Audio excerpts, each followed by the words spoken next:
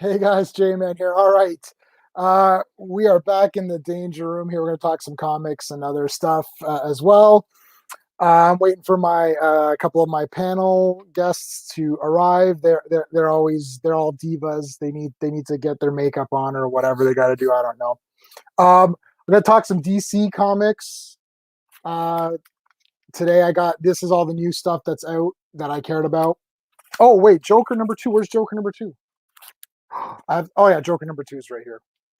Oh, so good.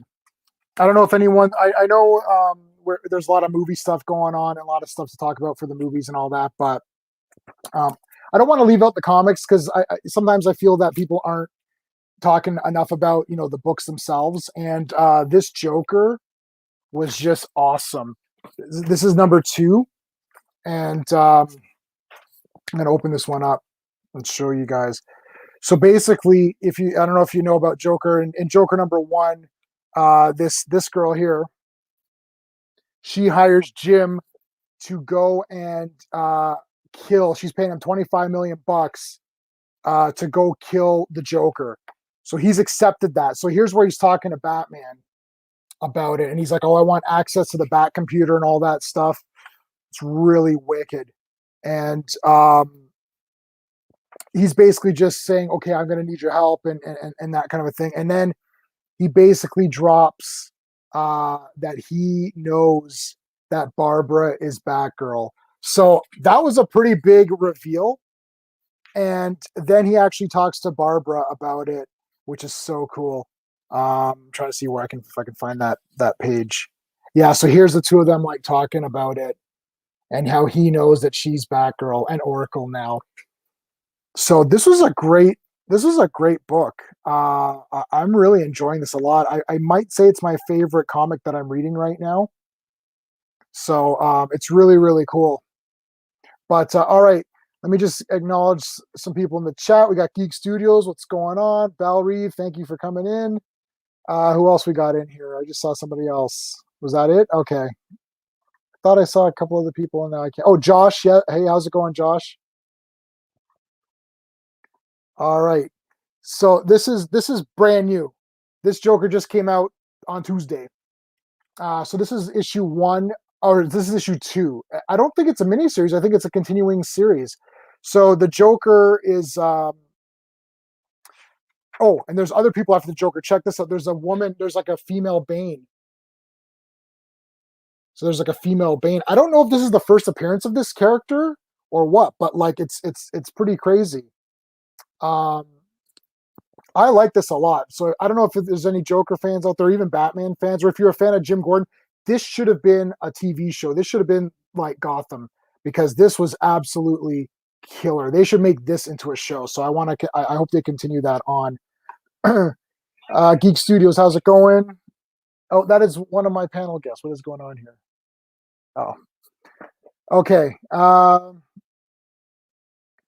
Where are we at here? That's me. Let's talk some Wonder Woman for sure. Let's talk some Wonder Woman. You saw it twice? You saw Wonder Woman 1984 twice?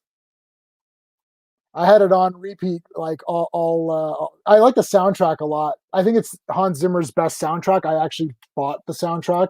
It's definitely the best one that he's done. It actually sounds like a heroic theme. Hey Josh, the artwork is good for sure. Who's calling you a traitor? But I'm cheap. Yeah,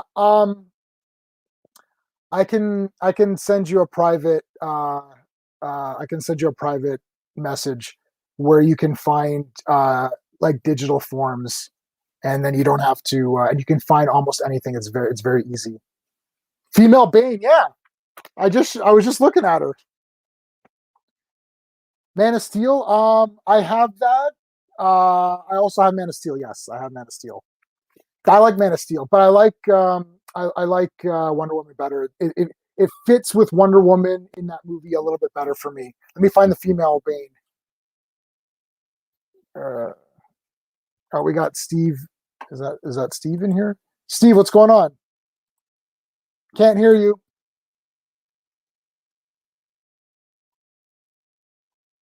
Nope, can't hear you.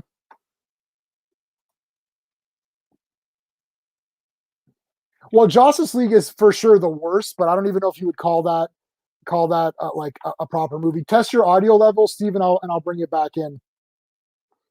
That Justice League, I stopped. I stopped like talking about that honestly because it's just a sad situation. Something bad happened. The studio wanted to try to fix it. It was just rough. There's nothing much you can do to make that movie any better. It's just a bad movie. I mean, that's it. There's nothing to talk about. I think the worst ECU movie, maybe Suicide Squad or Birds. Maybe Birds of Prey. Maybe Birds of Prey. I mean, sure, why not? I've been reading. I've read every Batman. Well, sorry, every Detective Comics issue, and both Superman titles and all the Wonder Womans from a long, long time ago. Never missed a Superman. Uh, Almost never missed a Batman Detective Comics. And right now, I'm reading both Supermans, both Batmans, Wonder Woman, Nightwing, Infinite Frontier, Joker. Gosh, there's at least 10 or 15. I can't remember. Flash. I'm reading Flash. Yeah, well, I'll send you a link. Are you on Twitter or anything? I'm at Lifetime Nerd. So if you want to follow me on there, and I'll follow you back, and then I'll send you a link and what you need to do if you want to find some stuff. All right, let's try Steve again. Steve, how's your audio? No, I cannot hear you. You're out. Greymalkin, what's going on? Greymalkin, I sent you a link to your private email. I sent you a new link because something happened with the last stream. I was on the Truths stream, and then I went back and I effed up the link or something. I don't know what I did. So if you want to come on, come on. Oh, you won't be able to go this week. Okay, yeah, cool. All right, no worries. Yeah, so that's cool. Birds of Prey is probably the worst. I don't know. Suicide Squad's pretty awful too. After Rebirth, I liked Rebirth a lot, and I've not missed anything since Rebirth started. Birds of Prey is worse than Suicide Squad. It's a tough call on that one because yeah, it's quite bad. It does ruin a lot of characters. It really ruins a lot of characters. I don't know. Oh yeah, for sure. Um, since Wonder Woman 84 is my favorite DCU movie, I'm going to say yes to all of that. I hate Birds of Prey. Yeah, I don't like it either. Now, oddly enough, my wife likes it, but again, she doesn't know anything about the character, so she thought it was a very fun movie. And it is a fun movie if you don't care about comic book accuracy or if you don't care about any kind of character representation at all, then it's a really fun movie. Harley Quinn is great, and everyone else is garbage. Every other character is garbage in that. Starting to appreciate the first Suicide Squad. The comic book is good. Yeah. Okay. So yeah, and I'll send you a private thing afterwards. Serious tone from the MonsterVerse. My terrible. So it's Godzilla vs Kong. No, I love Godzilla vs Kong. I love Godzilla King of the Monsters. I love. There's not any Godzilla movie except for the '98 movie, which is not really Godzilla. Um, that's Godzilla in name only. But Suicide. Yeah, I love all the other. I love all monster movies. So you guys don't see all my collection. I'm not like like a nerd of you know I don't know like superheroes. I'm a horror movie nerd. I'm a kaiju nerd. I am obviously superheroes, horror movies, like kung fu movies. I know a lot about black exploitation flicks. I've got a lot of those. I even watch some of the luchador movies. I watch silent films. I watch foreign films. I watch some anime. So I'm like all over the place for everything. Like He-Man, 80s cartoons, He-Man, She-Ra, Thundercats. This underneath here is an entire 80s cartoon section. Swamp Thing. I love Swamp Thing. Suicide Comics they're good right now. The way Steve Trevor was brought back. Okay, so Wonder Woman 1984. The title is very important because the title is telling you everything that you're getting in these movies. You're getting all of the 80s tropes, which is, body changing, right? Like the Freaky Fridays. You're getting the big, right? In Tom Hanks, when he becomes big. Now, in Tom Hanks, he becomes big and he's with that girl. Is that statutory rape? Like that girl is sleeping with like a 10-year-old kid or whatever it happens to be, right? So remember, it's like these are just the tropes that you used to get in these 80s movies. That's why it's very colorful and bright. And I love the 80s and I love Silver Age comics. I love the Linda Carter show, and it's a tribute to the Linda Carter show. This is the reason I can take any superhero movie, whether it's dark or light, if I see the purpose for what's going on. And it doesn't bother me that part one is dark and part two is light and whatever. That doesn't bother me either. I'm just looking at every movie on its own and judging it on its own and just saying, like, I like this movie or I didn't like it.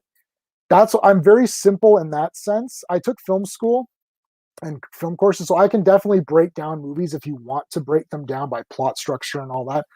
But I don't like doing that. I watched Wonder Woman 1984. I felt good. I had fun. I'm like, this was awesome. That's it. It's very difficult to feel that with Justice League when the movie doesn't make sense, right? So Justice League, Zack Snyder's Justice League, made more sense. But I don't like the darkness for characters like Aquaman and Superman and Flash and Wonder Woman. It's just simple as that. I don't prefer those takes. I want colorful, bright Superman saving people and fighting bad guys and all that. That's just me. Now, I'm not saying it's garbage. I still I saw Man of Steel twice in the theater, and I've seen it a few times now, and I'm a defender of it. I'm a defender of Zack Snyder when I'm defending it to the normal people who don't really understand comics or understand, because they'll ask me like, well, why is Batman doing this or why is this happening?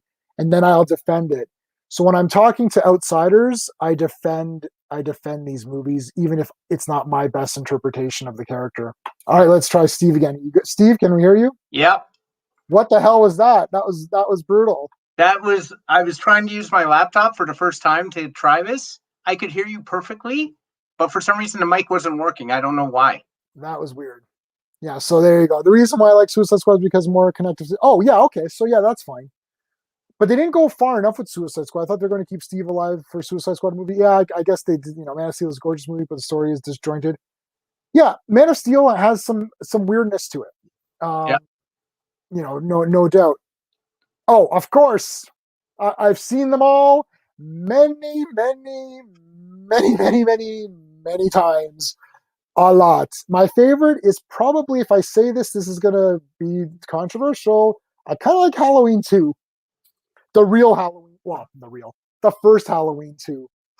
But 1 and 2, Steve, would you say Halloween 1 and 2 are basically one movie almost? Yeah. It continues perfectly, right? It's like you could almost make that one movie. Yeah. Yeah. I agree. My Michael Myers mask ripped on me. I was so upset. I lost in 1 year. This is tragedy. In 1 year, I lost my Freddy mask, my Michael Myers mask. I did replace a Jason mask, and I've got a better Jason head, and I've got my Chucky over there.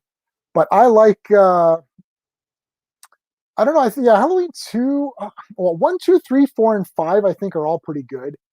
6 and 7. No, 6 is not that great. 7 is H2O. Yeah, it's okay. H2O is good.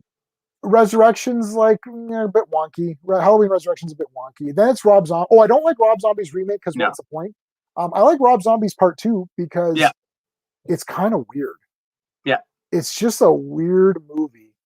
And I don't know. I know Michael's not in the mask sometimes, which is kind of weird, but I don't know. 80s in here. Yeah, me too. I've got everything. Yeah, Truth's Maddie. Oh my gosh. Don't tell him here. Yeah, don't. Truth knows what's going on. We told them. We had this happen last. Well, listen, Truth was streaming for 3 hours. He's had his time. Man, he's been going for. Well, I was on. So, Greymalkin can't come on tonight. Right. And then you were going to be coming on at 7. Yeah. So I stayed on Truth's stream, and then I had to restart this stream because it got all effed up. So that happened. All right, Belle, you're back. Okay. Yeah, that's what. Well, you go back and forth. That's what I was doing. I was going back and forth on a few streams myself. Josh, what the? You pulled an Andrew? Oh my God. Hey, what's going on? Oh, hey, Ambassadorial Wing, what's going on, man? Thanks so much for that shout out, dude, on Twitter. That was sick. For me, Carpenter's Halloween 1, 2 are masterpieces. Yes, I agree. They are masterpieces. They sort of started. I mean, there's a Blade in the Dark. A Blade in the Dark was an important slasher. But I would probably say Halloween. They didn't call Halloween a slasher. No. Um, it's. And with I good mean, it reason. is. It is kind of. Well, actually, in the truest sense of the word, who does he kill with? He kills his sister with the knife. Then he chokes out. Well, I guess he kills what's his name? The guy with the glasses, the boyfriend with the glasses. Yep. He sort of hangs him. Yeah. He stabs through him. But the girls he strangles. I think he wants to be more hands on Yeah. for the girls. I think the thing is that when they're talking about that term, they're just thinking like multiple deaths. Deaths. Yeah. In a film, as opposed to the method of dispatching the people. Justice League is the epilogue. I agree. They shouldn't. Okay, so Zack Snyder's movie. Okay, Zack Snyder's Justice League was not long enough, but they should have removed that nightmare sequence because now it really doesn't serve any purpose in my opinion. And they should have taken that half an hour and developed more with Flash and Aquaman, because I feel that Aquaman was total trash in this movie. I absolutely can't stand him. I wish they would have done more with him and Flash. See, Cyborg was fixed. Okay, so Zack Snyder's Justice League, Cyborg got fixed. Cyborg was fixed. Well, Superman's not in it, so I would have liked to have half an hour Superman. Batman had his arc, right? But Flash is still crappy to me, and Aquaman got shafted big time in this movie. I'm thinking, this is all going back and forth. It did not need to be 4 hours long, and if it was going to be 4 hours long, I would have liked to see half an hour more. Alien franchise number one is my number one is my 11th favorite movie of all time. Yeah. Aliens Part 2 is a masterpiece. Yeah. Alien 3 is okay. I just watched it again during the last year's pandemic stuff that we're still in. And then it was okay.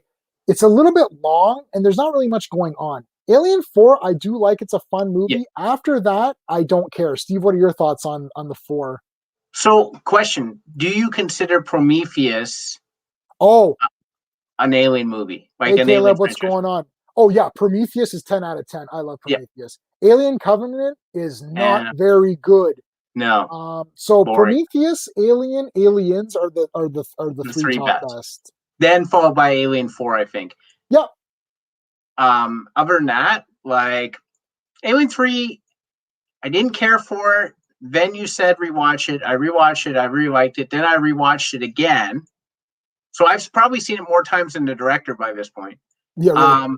And it's okay.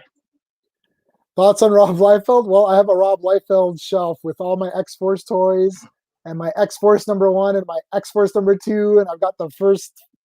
Oh gosh, I bought and I've listened to every podcast by Rob Liefeld. Observations he's done now. I've listened to. There's like 100 hours or something. I've listened to 100 hours of Rob Liefeld talk.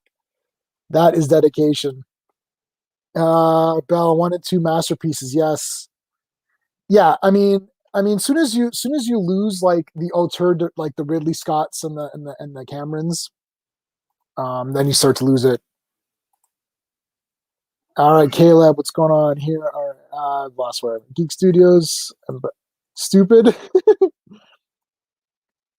FX Alien Show. I mean, we'll see how it goes. Prometheus, I love it. You love it. Yeah. I saw Prometheus 3 times in the theater, man, in 3D. 3 times, one for each D.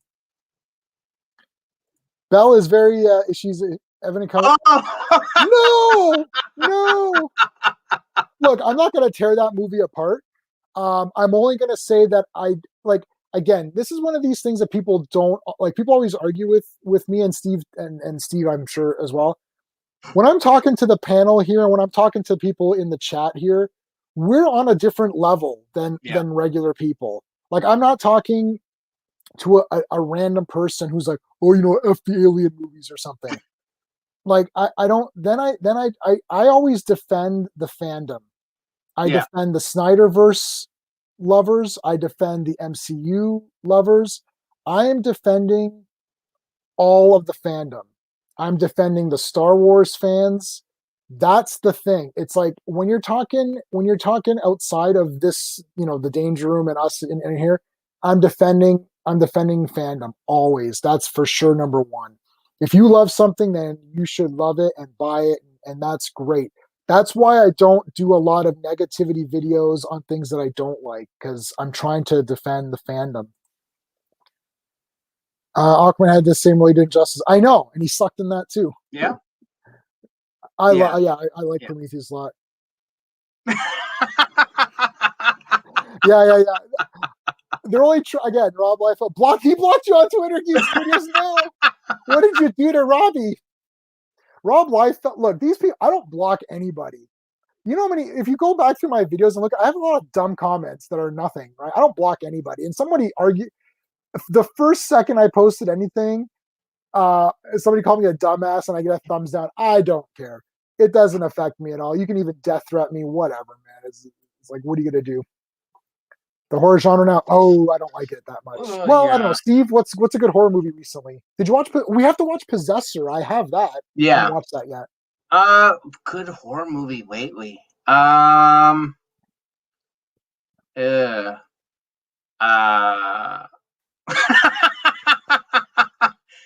I can't think of anything off the top of my head. I mean, I guess I really liked was it Lights Out Insidious. How about it? or which was my Oh, God, Lights Out was good. Lights Out was good. yeah. So was that. What about Insidious? That's new. I like Insidious that. was good. I Well, the like first Saw.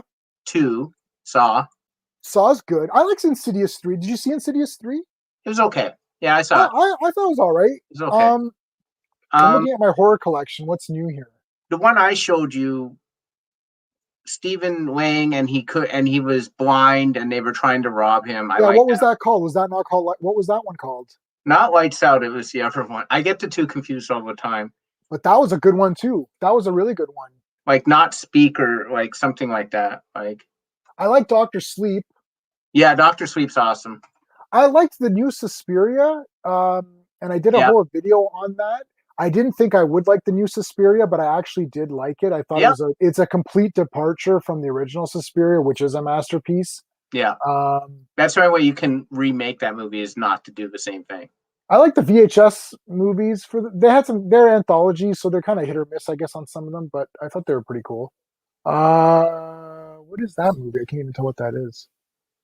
What the hell? Your Next was pretty good. Oh yeah, Your Next is awesome. That's an awesome movie. Yeah, so yeah, there's some good ones. So yeah, they're all right. The bank heist. In which movie? Was there a bank heist? I think he's thinking about Joss. The Joss. Is that? But it wasn't a bank heist. It was a library. No. Oh, you mean the museum where they're gonna blow up the museum or whatever? Yeah. That is a useless scene. They could cut that. 6 times. Whoa, that's a lot of times. Give Josh 032 a medal. That is. I'm gonna. I'll buy it on 4K and then I'll watch it again. And give my look. I'm gonna watch it a few times, right? That's just how it goes. Okay, Wow. Alien Covenant is my Alien favorite. Covenant has its fans. Wow, maybe I'm gonna watch. Okay, so not once. We saw it in the theater, you and I together, right? Yeah, Steve? yeah. We saw it together. Yeah. So I own it, of course. So I'm going to definitely watch it again. I know. Yeah, it's about Disney Deadpool. So Rob, block me after dinner. Ooh. Yeah, Rob. These people block everybody. Like, I don't get it. Like, what's the point? Like, okay, they blocked you. Why would he block him? Why would he, or Geek Studios? Why would he block Geek Studios after Disney announced Deadpool's R-rated? Like, what is that? I don't understand the correlation. The thing is, Steve, is that like you're not on Twitter, I know, and I'm not really so much on Twitter myself to really be advising. But usually, if there's anything where someone perceives a comment that they don't like, they'll just block you now. That's like a thing. I mean, literally, you'd just be blocked forever then. Like, you just keep getting blocked everything. So let me get this straight. Twitter, which allows creators, celebrities, etc., to interact directly with their fans in real time, and now they're just blocking people so they don't want to interact with fans? I don't understand. Oh, they want to interact with fans as long as they say the same things, as long as they agree. Right. Well, they don't agree with exactly, them, exactly. That's right, and that's why I don't block anybody either. The last good horror movie which I actually liked was Blair Witch Project, the original. Oh wow, that's a long time ago. That's how long ago is that? Is that 15 years ago now? No, dude, we're talking over 20. Wow, 20 99, years. 99. We saw it in the theater in 99. Oh my god, I'm an old man. What has happened? I thought Blair Witch there was a remake and then I liked Blair Witch too. Yeah, the sequel. I liked part 2. Oh, this is a great horror movie. Saw years ago. Can't remember the name. It's about a little girl sitting on a chair with a jester on her lap.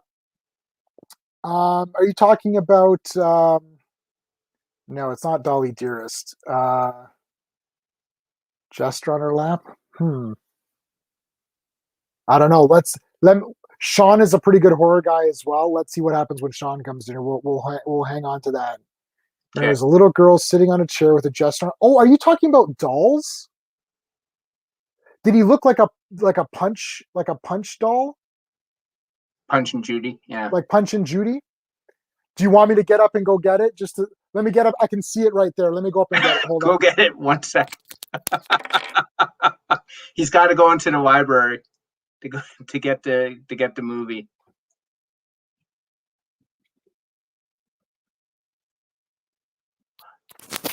That's yeah. That's the Scream Factory, right? Yeah. I wonder. So look, not the original. On the back, let me make myself full screen. That's not the original poster, though. Do you have the original? Like it's inverted. I do have I do have the original poster. Okay.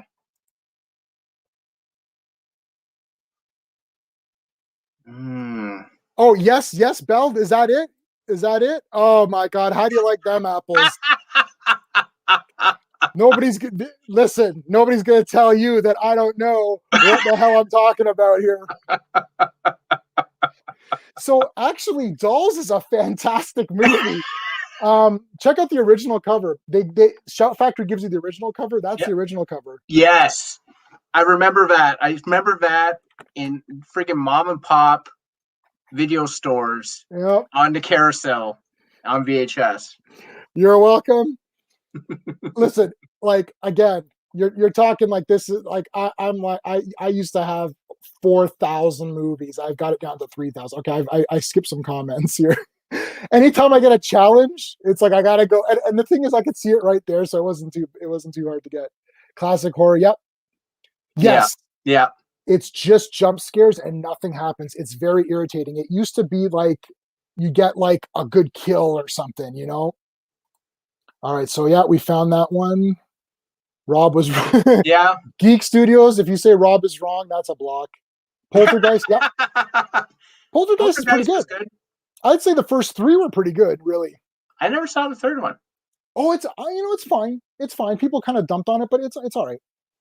Because Rob Disney has no plans for Deadpool. He wasn't going to be. I don't say that he's wrong. You remember Dolls? Yep. Oh, that's a great movie. Okay, do I like the Puppet Master? I'm getting up.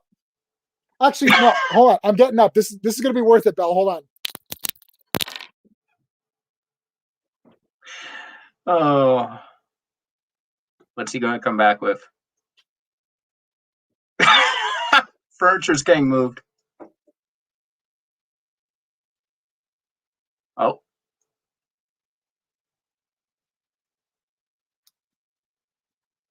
Oh. Now, hold on a second. I have every single character. I'm only pulled out 2. My entire shelf there is Puppet Master figures. And I have the entire thing. If you want, I can get up and show you. I have every movie on Blu-ray or DVD. I've got the entire thing. So, and this one,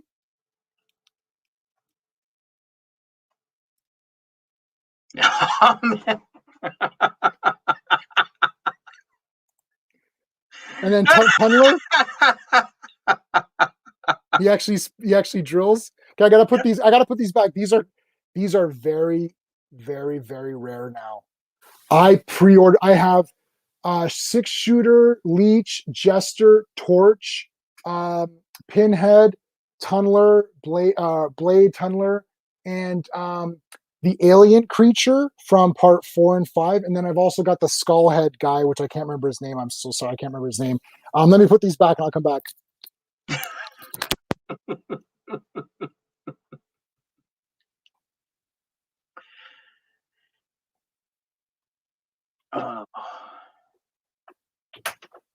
Oh, by the way, if you're wondering what that poster is, it's Jason Goes to Hell. I thought I'd bring Chucky in with me. Oh yeah, Chucky, my good friend Chucky. I remember carrying him over a frigging ice field to get that back to my apartment for you. Sean, what's going on, buddy? What's up, man? Hey, All Chucky, right. what's up? Chucky, what's going Steve, on? Chucky, how's it going? Charles. It's gone. Hook and Driller. So Driller is Tunneler, and the hook guy is Blade. Blade. Oh, they're a bit silly. Yeah. Yeah, but we love the so I'm actually missing one Puppet Master movie I found out just the other day, and I'm very upset. Which one? Well, they make one every 2 days, so I know, and I order one every 2 days. But the problem is that I missed the day I was sick, and then it's like you lost everything here. so I've got Demonic Toys. Of course, I've got Demonic Toys as well, and I've got Puppet Master versus Demonic Toys. Do you have Puppet Master versus Demonic Toys? I have it. You have it, yeah. Okay.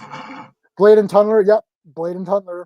So what's the one you're missing? The very latest one, or No, one from the past? no, the one before the latest one, I believe. Okay.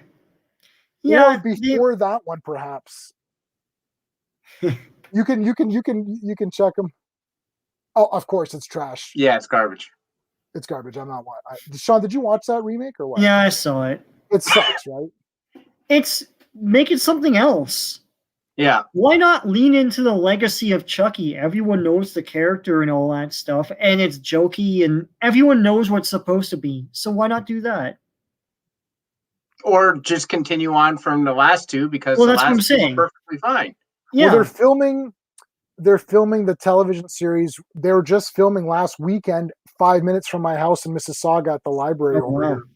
Yeah. what's it on? What channel You know? will it be on? Yeah, is it streaming? Is it HBO? I don't know. It's Shut up. Mancini. Yeah, But I don't know. the straight What to the video format- movies were amazing. You know, they should have had yeah. theatrical releases. You know, but Especially what's the one I really like? Curse. Curse is Curse, yeah. awesome. In the house. Oh my god. Curse of Chucky, that had to be one of the best ones. Yeah. I mean, I actually like them all. Like 3 is, a bit. We did a whole thing on those. Yeah. Yep. We actually did this is an old video of mine, so I don't know how good the quality is compared to what's happening now, but we actually broke down every movie and went through each one. Curse is my favorite. Is Curse your favorite? Was that your Yeah. favorite, Stephen? Oh my god, really? Yeah, Curse is my favorite. Curse is the best one for me. Oh wow, I think part 2 is my favorite. I saw it in the theater, man. It's hard to shake Yeah, that. I feel like I can't remember which one it was that was my You should- favorite. You showed me 2. I You're showed the you one who part showed 2, me yeah. 2. Because I only saw 1 as a kid. And then you showed me 2 and 4. And then I went back and watched all of them. Yeah, I don't know. I really like part 2 a lot. I don't know what it was, just like something about it. Like it just captured my like imagination or something. I don't know. Just in the toy factory and like Chucky like getting his hand cut off and then he like gets like a blade arm or whatever. Yeah. And it was like, you could almost do like, you could do a series of movies where the guy loses his hand and gets a weapon. Mangled Chucky, man. Yeah. Mark Hamill does good voice. Ryan, what's going on, man? How's it going? We were just talking about how much you love Wonder Woman 84. So you just missed out on that. Sean, I was on Truth Stream before this. So Yep. Yes, I was on, yeah. yeah, so yeah. The thing is, all these people start. The problem is that all these people start like literally when I sit down to eat dinner or when I'm going into bed. Like I'm literally getting into bed and it's like Truth is live in 30 minutes. I'm like, God, well, I'm going to be dead in 30 minutes. Like, so I can't catch them all the time. So when you catch them, I try to get on real quick. Cause it's like, you can't like, I can't, or I'm at work. Half these people do Well, streams he's when 3 hours Ahead or behind us. No. he's 3 hours behind? Is he? Yeah, Is he I in thought California? Is he I in don't know Texas? where he lives, but I thought he lived like in the other coast. No? Oh, maybe. Yeah, he might be. Yeah, you're right. Because if he's starting at like 10, it's like so you're thinking he's like it's like 7 or 7 whatever. for him. Yeah. Yeah, Yeah. that makes sense. That definitely makes sense. And then even Echo Base, I can't go on there half the time because they're texting me at 2 a.m. saying, "Jay, you want to come on?" I'm like, I was messaging them saying, "Guys, I'm sorry, man. I'm out." Like they start at 8 p.m. and they go 4 or 5. They did 6.5 hours on Star Wars talk because they had some people on there who were defending the sequel. So it was like a versus. I can't go on at that time. It's the only thing. No, I can't He's a great at this time, Jay. You It's 'cause tried. You right. tried. I'm telling you, I'm gonna wear them down. Okay, Truth is East Coast. Truth is East Coast. Okay, He's East so Coast. He's the same as us. East Coast, yeah. Wow. so I mean, yeah, so he starts at well. The thing is like I'm also at the not now, but when I'm at the escape room, I can't go on anything because I'm there till like 10 or midnight or whatever, right? And it's like when you come back, you're like, You're done. that's a 12-hour work day for me when I do those. Yeah. So Sean and Steve, did you guys read Joker #2? Or did anyone read Joker? You did? What did you think, man? I'm like dying over this book. Yeah, it was awesome, man. So I gotta ask, because I noticed this and I don't think we discussed this. Do you know did you notice that Joker's right eye is glass? Yes. Yeah, Yes, I noticed that from Joker before. War. That's from Joker War. Yeah. Yeah, I thought so because it's like, he loses. I figured that's where he lost his eye or whatever. Yeah. Did you happen to get this? No, I haven't got that one yet. Oh my God. Let me tell you what this story is about real quick. This is a 6-part issue. This is a 6-part series. A plane gets taken out, Okay. crashes, and literally every person that was on the plane is someone that Batman had saved previously before in some instance. Oh, really? So somehow someone's orchestrated that all these people are on the same plane and they don't know each other, but the plane goes down and then Batman cross-references the passenger list and it's literally someone he saved before. What a bloody genius idea. I think I know who might be behind it already. Who? Tell me. I think it's the Victim Syndicate. Could be. I love the Victim Syndicate. That's a great idea. That was a great idea. Yes, please smash the like button for me. Help me out here. I just solved Belle's problem of figuring out dolls. I am the problem solver. If there's a horror movie that you don't know what it is, ask me. So Sean, she asked about like some random thing and you're like, she's like Jester on girl's lap. Boom. Sean, do you own dolls? You have it, right? I don't have dolls. No. You don't have dolls? Oh man. No. I'm behind on all the dummies and dolls and stuff, haunted guys. You got demonic toys, right? I've got demonic toys. I have Chucky, Puppet Master up to I think it's either 9 or 10. But they've made like how many are there? There's like a million of those I can go get it off my shelf, but it's like the thing is it's like there's multiple packs that give you different ones. Right. Yeah. So I had to rebuy an entire collection a couple times because basically what happens is they'll release a new one and they had released about 3 that I didn't get. And to buy those 3 individually ended up costing more than buying them all together with ones I already had. So I ended up getting a lot of duplicates and then I'm scared to get rid of them because sometimes there's a feature that you don't get on the other discs. Yeah. So you have to be very careful and you don't want to screw yourself over and then you're like, oh shit, I don't have this or whatever. Sean, did you read the Wonder Woman and Superman this week? Yep. Thor is the best. Yeah. Let's talk about DC's version of Thor. Yeah. Because he just wants to fight and wants to like drink and have sex, man. That's all he cares about. He's like, get away from me, woman. Like, I'm telling you everything. Whatever. He's Okay, a Viking. I'm gonna full screen myself. Hold on. This is DC Comics Thor. Yeah. Oh, jeez. It's like a beefaroni, man. Now, the one thing I did not like the Thor angle in Endgame. Mm. If I can give two complaints on Endgame, it's going to be Thor and Hulk. The two beefed up heavy hitters were just reduced in that. Or neutered, Were yeah. neutered. I did not like that at all. And I'm not an MCU versus a DC guy. I'm not anything versus anything. I'm calling it like I see it. I watch the movie. I tell you, I like this part. I didn't like this part. That's it. Right? Like, I know we will trash certain movies here and there, but there's always some kind of cool thing in some of these movies. I'm not just going to say a movie sucks just for the shit of saying it sucks, right? But anyways, yeah. So I like this Wonder Woman issue. Like her in Asgard, it's like super interesting. Yeah, I love the art. I love classic old art from the 60s and 70s. Yep, and this looks like that, like amplified, which I like very much. Like it still looks modern, but it looks very much like old days, but better. DC's doing a killer job.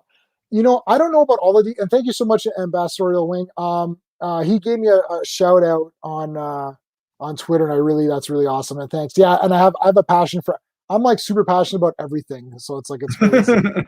Wonder Woman. Oh, I think I missed something. No, what Wonder Woman book are you holding?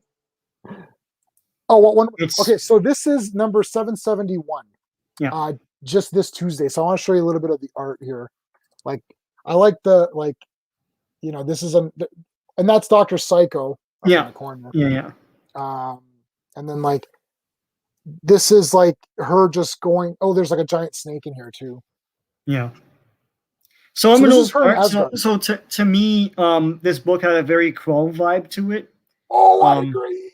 Especially with her big like outfit and stuff with the collar and it just felt like Krully to me, And like going to get a weapon and all this shit. Yeah, and going on these big fetch quests and stuff to do stuff. Yeah, it's awesome, man. This is a very interesting take on Wonder Woman, right? Like having this big like Asgardian quest and this like serpent character. Yeah, and there's a mystery and everything. There's a mystery of what the hell. Yeah, who's that guy that's there? And like, someone's calling her back. So if you don't know, Wonder Woman is like dead or whatever, but she's in another realm. So she's in Asgard right now. So you see all the Vikings and she's fighting these continuous battles. And there's like this little squirrel, I guess. It's a squirrel. Yeah, Ratatosk. Ratatosk or whatever.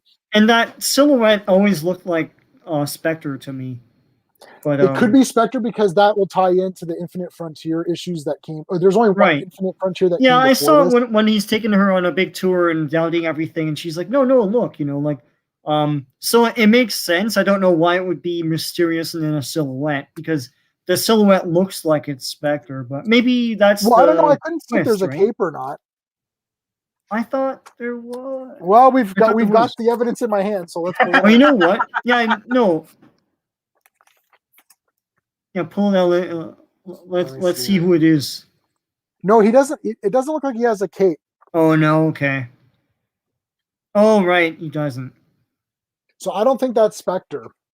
I don't know who that is, but it's not Spectre because I think he already had his thing. He already talked to her about. Yeah. He already talked to Wonder Woman about being a god and all that. Hey Andrew, what's going on? Are you the Terminator today, or you're Andrew again? You gotta be true to yourself, Andrew. Be true to yourself. We'll get to Superman in a second, but so Steve, what are your thoughts on Joker? Awesome issue. Love the bombshell that Gordon dropped on Barbara. Thought that was awesome. Where he's like, "Yeah, I always knew you were like Batwoman or Batgirl and Oracle."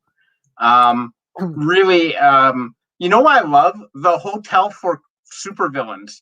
I love it. Goes up, and he's got like the half the skull was revealed. Yeah. Desmond. Yeah. And then like, he's like, "Oh, Mr. Joker, you have to leave." He's like, "Yeah, I'm not leaving." That guy's great. He's so like Joker shows up to this hotel and just kills the people there, just takes over the room. And then the guy's like, you're not supposed to kill everybody. Our whole thing is that you can come here and you can like hide out or whatever. He goes, and you're killing high profile people at that, you know? Yeah. Yeah. Joker doesn't care. But I'm pumped up for Gordon to do this big like mission now to kill him. Yeah. I think that's a great angle. The only not sour spot, but the only letdown is the backup stories. Who cares? Like Punchline, I don't care about that character. I don't care about let's figure out who she really is. Like before she was I don't care. Like I don't care about any of it. I would rather to get back into like what Damien's doing with Talia al Ghul. I thought that was a better and more interesting thing.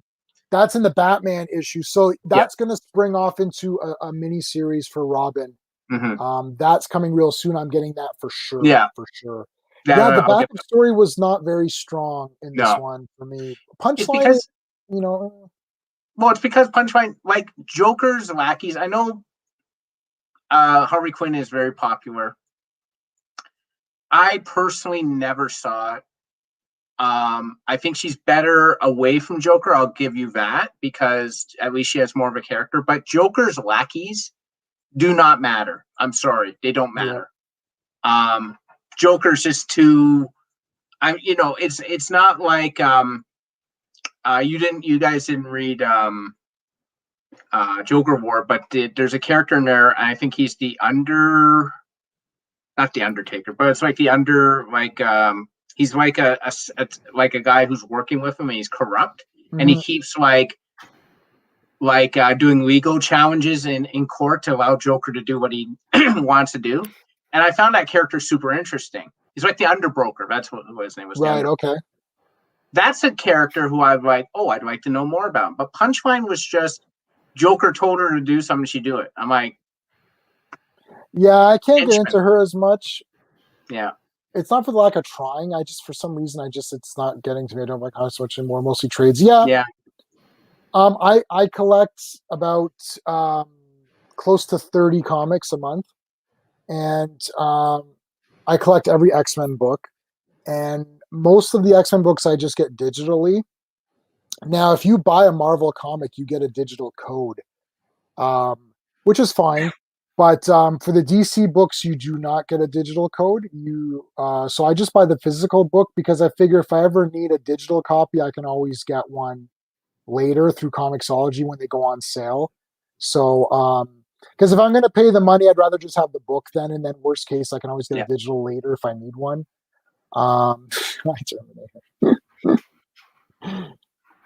John Wick, yeah. So I got to do a John Wick day. I only saw John Wick 1. I got to watch 2 and 3, and I'm just going to wait till this whole thing is done. All these chapters are done, and then I'll just buy the 4K mega pack of the whole thing and watch all of it. Who is Punchline? She is another Harley Quinn. Harley Quinn has now gotten so big that now we need a Harley Quinn ripoff, right? Like it's like, and I'm not a big Harley Quinn fan too. And saying that, I have 1, 2, 3, 4, 5, 6, 7, 8, 9, 10, 11, 12. I've got like 12 Harley Quinn figures or toys. So, and that's me saying I'm not a big Harley Quinn fan. That's like when I can't remember talking to somebody. I was like, yeah, I'm not a big Iron Man fan. They're like, oh, I love Iron Man. I'm like, well, I do have a statue of Iron Man, and I've got, the first appearance of Hawkeye from first appearance ever of Hawkeye from Tales of Suspense. Yeah. And I have everything on digital, and I collected the entire Iron Man run of the new thing. It's like, so that's me not being a big Iron Man fan. Yeah. Harley Quinn had more personality. I think Punchline I think they're trying to make her serious, but it isn't working. Like, it doesn't matter. I have to see more of her and see what happens. Obsessed with Harley Quinn. Yeah, everybody's obsessed. I like Margot Robbie as Harley Quinn. Yeah. You know what's funny? I had the first appearance of Harley Quinn in comics, and I sold it for like $35. Like, oh wow! Ages ago, and I thought, nobody cares about Harley Quinn. I'm just like, well, because she's not a comics character; she's from a cartoon. She's from a cartoon. Yeah, she's like Firestar. It's like made for a cartoon, and then people have forgotten that she wasn't. She didn't originate from comics. I think Zack Snyder made a mistake. He didn't have Apache Chief. Somebody asked me that at work. So they're like, oh, I saw that Justice League movie. Like, where's Apache Chief and Samurai? I thought, They're super no, friends, I not don't think Justice that's League. happening. Yeah. Where's but El Dorado? Oh my god, yeah. Oh, No one remembers that guy. yes. Oh shit! You know what I wanted to mention? Speaking of weird or older characters, Gentleman Ghost. Yeah. Was in this. Oh yeah. Oh yeah. And he looks like a monster or something now. I don't know what happened to him. Yeah. Oh. Whoa. And Batman is punching him with these gloves that Constantine gave him that can hurt ghosts. That's awesome. Dude, I bought this for no reason. It wasn't on my pull list. Literally, I'm like, well, what the hell? I'll just grab this. It was so damn good. Good job, people. Okay, what's going on? Short story for Christmas year, ambassador from John Wick 1-3. Yeah. I know. I gotta get those. I'm gonna get those for sure. I have the Harley Quinn animated series. I have both seasons. I did not watch any of it. I will watch it. Did you guys watch that or no? No. Yeah, I mean, Pan or chat. Look, you're looking at like three old school guys. Like Harley Quinn to us is like Venom to Sam Raimi. It's like, he's just like, yeah, okay, Venom, he does stuff. He's like a Black Spider-Man. Yeah, her appeal, like for years, and you guys remember for years.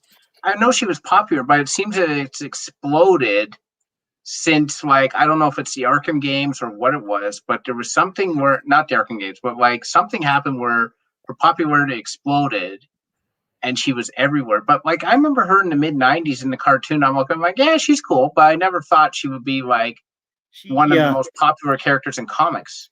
She was popular back then, and because I remember like kids dressing up as her for Halloween while the show was on, and when she made her appearance in comics, it was of course in Batman Adventures, but that skyrocketed in price back then. You know, like the $35.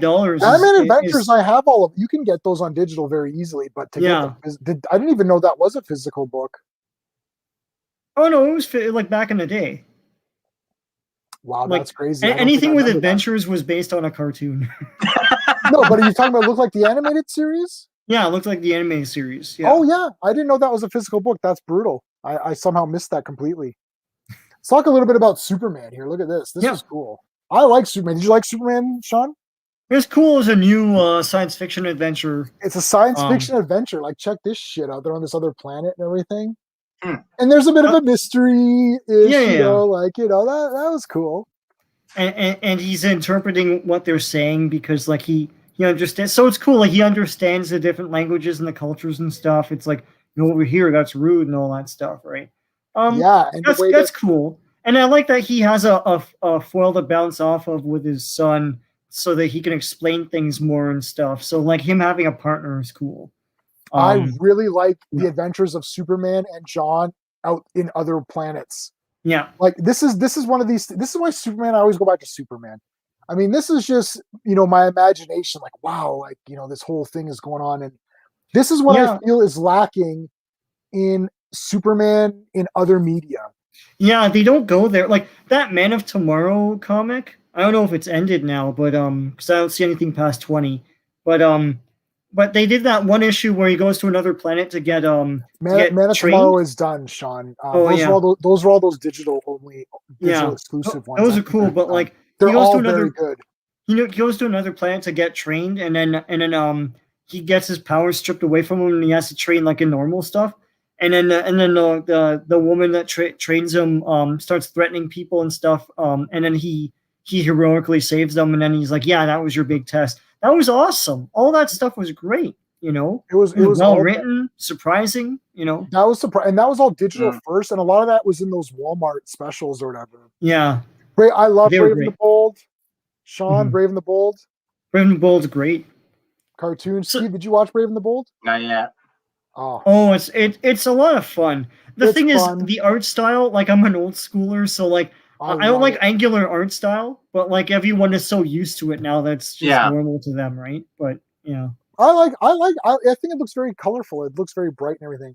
Yeah. Yes, I did, and I will check that out. Is it out?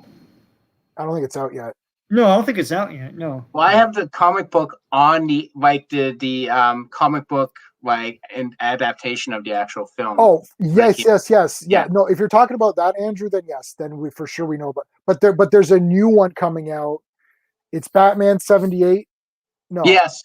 No, Yeah, what is it? Batman 89, and I thought 89. Superman I'm sorry, not 78. Batman. Superman 78. Yeah. Because there's Wonder Woman. There's Batman 66. There's Yeah. Superman 78. Yeah. Batman 89. So they're doing all of those. They all look pretty interesting. Yeah. Yeah. Yes. Batman, she was great in that. Was that Arlene Sorkin? No. Yeah. That was her, right? I was Eileen Sorkin.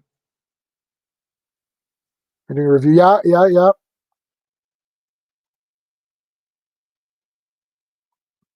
Geek Studios, awesome. Batman 89, Yeah. Yeah, I mean, I own all those cartoons. I did I've got the Blu-ray of Brave and the Bold, and I actually have duplicates now because I have it all on DVD and Blu-ray, and we all rebought animated series Batman, right? Yeah. So did you guys? So I who's doing the reviews on that? Where was that? Yes, you're doing a podcast. So the Blu-rays, have you guys watched the Blu-rays? Was that cleaned? How cleaned up was it? I haven't watched the Blu-rays yet. I mean, it's the crispest, the crispest. Can't say that word. Yeah, whatever. Yeah. Image for that show you'll get. It's probably the best clarity you'll get for that show. It's very clean. Yeah, so Ambassadorial and Geek Studios. Yeah, so it's I mean, I don't know if you guys got the Blu-ray or whatever, but I don't know. I think it's gonna I mean, it must be amazing. It's incredible. And it's great that you get the movies too, right? So you get Mask of the Phantasm, and you get. Do you get Mystery of the Batwoman? No, that's the only one you don't get. Yeah, you get Sub-Zero. You get Sub-Zero, and you Sub-Zero get was good. Mask of the Phantasm. Yeah, I posted a link in chat if anyone wants to come in and join us. Yeah, okay. So you're missing. Well, I have Mystery of the Batwomen. Yeah. Anyway, me too. So I don't really need. And people rank that low for some reason. I liked it. It was cool. cool. Well, it was cool. There's 3 of them. That was kind of neat. There's ended up being 3 of them. Yeah, the big mystery. Yeah. Watching on HBO Max. We don't have HBO Max in Canada. We're all Canadians here, eh? We have Crave. And Warner Brothers is so stupid that they had this giant streaming service that they only released in one market. So great. What? Warner Brothers made a mistake? Warner Brothers doesn't make mistakes, Sean. You make only the best decisions. Yes. What's the shittiest thing we can do here? It's like yeah. They're a company. Not shitty enough. Anyway, yeah. Warner Brothers has not made a mistake ever. Period. So so he's saying it looks great on HBO Max. So they must be streaming high def HD copy guaranteed, right? Yeah. Well, they're making a new add-on to that now, which I don't know how I feel. I'll watch it, but it won't capture the same feel and magic, obviously. I'd be against that. Yeah, they're continuing the show. Yeah, I don't have any. Why? I don't see as your point. Because money, because HBO Max. Yeah, but wait a second. So sorry, I may not be understanding. Warner Brothers is bankrolling this, right? Or is it HBO Max bankrolling this? I get confused. I don't know anymore with Warner Brothers because it should be Warner Brothers because they're the company that owns everything. I don't know if it's an HBO Max initiative or let me look it up, man. Because I know they're redoing it. That's like Netflix making a Marvel movie. Andrew, what's going on? I assume that's not the case. No, okay, so because I mean so what's Geek Studios saying here? HBO Max wants the Batman animated series. That'll be pretty sweet. I mean we're gonna watch it, obviously. We're gonna get it because we just have to get it. I don't know, it just feels like is it going to align with today's style? Well, what people are looking for animation, though? Are they going to make it look like it was the old school animation? I think they can do like what they did with the Animaniacs. Yep. Yeah. Now was Animaniacs, was that cell animated when that came out? Sean, do you Yes. remember? It Cell had to be. Yes. animated, yeah. The cell animator. It Okay. looked a little Yeah, like on different. paper. It was still Yeah. the same feel. Yeah. It was the same feel?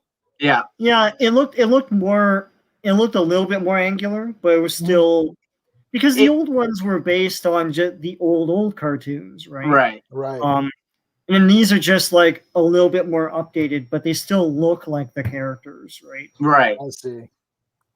Okay, so I mean, it is what it is. I mean, I want anything. So we were talking earlier about like when I'm talking to people in the know, I'm different than when I talk to people who don't know anything, right? Right. Like I always defend fandom. That was the thing we were saying earlier. Like I'm gonna defend the fandom. If there's gonna be, I always want more Batman, more Superman, more Spider-Man, and if it's good quality stuff, it's good.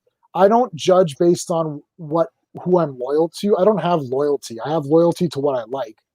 If Wonder Woman 3 comes out and I don't like Wonder Woman 3, then I'm going to say I don't like Wonder Woman 3. You know, that's just period. I don't have a loyalty to anything. It's like it's so like this Batman thing is HBO Max. It came mostly from Mark Bernardin, who on Fat Man Beyond he talked about it, but he is in the industry and he said he's heard about it himself too. So is it there's Bruce no Timm? official announcement.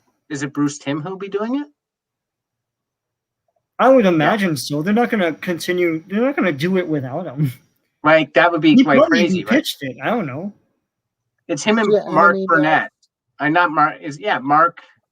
Is it Mark Burnett? No, it might not be. It's Alan Burnett. Like his last name's Burnett.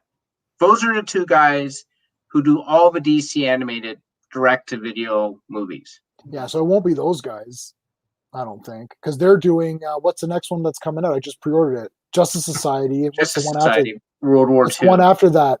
There's one coming out after that but too. There's two Batmans, which is Yeah. Long Halloween, no? Batman's coming. Yeah, is it Long Halloween? I don't know. Oh yeah, They make It's Long Halloween.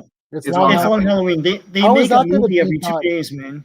How is that going to be done? That's going to have to be several parts, no? Two. It's Two two parts? parts. Yeah. You can do it. It's the same as Dark Knight Returns. Yeah, okay. So then, Long Halloween. Yeah, perfect. Yeah, okay. So yeah, that's confirmed then. Yeah. So I already pre-ordered Justice Society. Oh, just as a random, sorry guys, just to change this really quick, Sean. My Ultraman order got canceled. Ultraman Leo got canceled. Okay. So pre-order. You have to go to Amazon.com and order it. Yeah, I went to Amazon.com to get the last one that they canceled on me. Yeah, so get it now because you're going to be forced to get the tin that won't fit the. Yeah, I just got the cancellation I can notice give today. it away or something, man.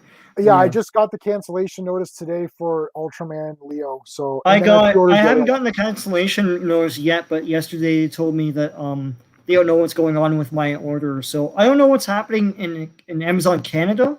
Amazon Canada. Yeah, sorry guys, that was just like a Canada. Yeah, Amazon.com. It's like not only available, but it's like half price.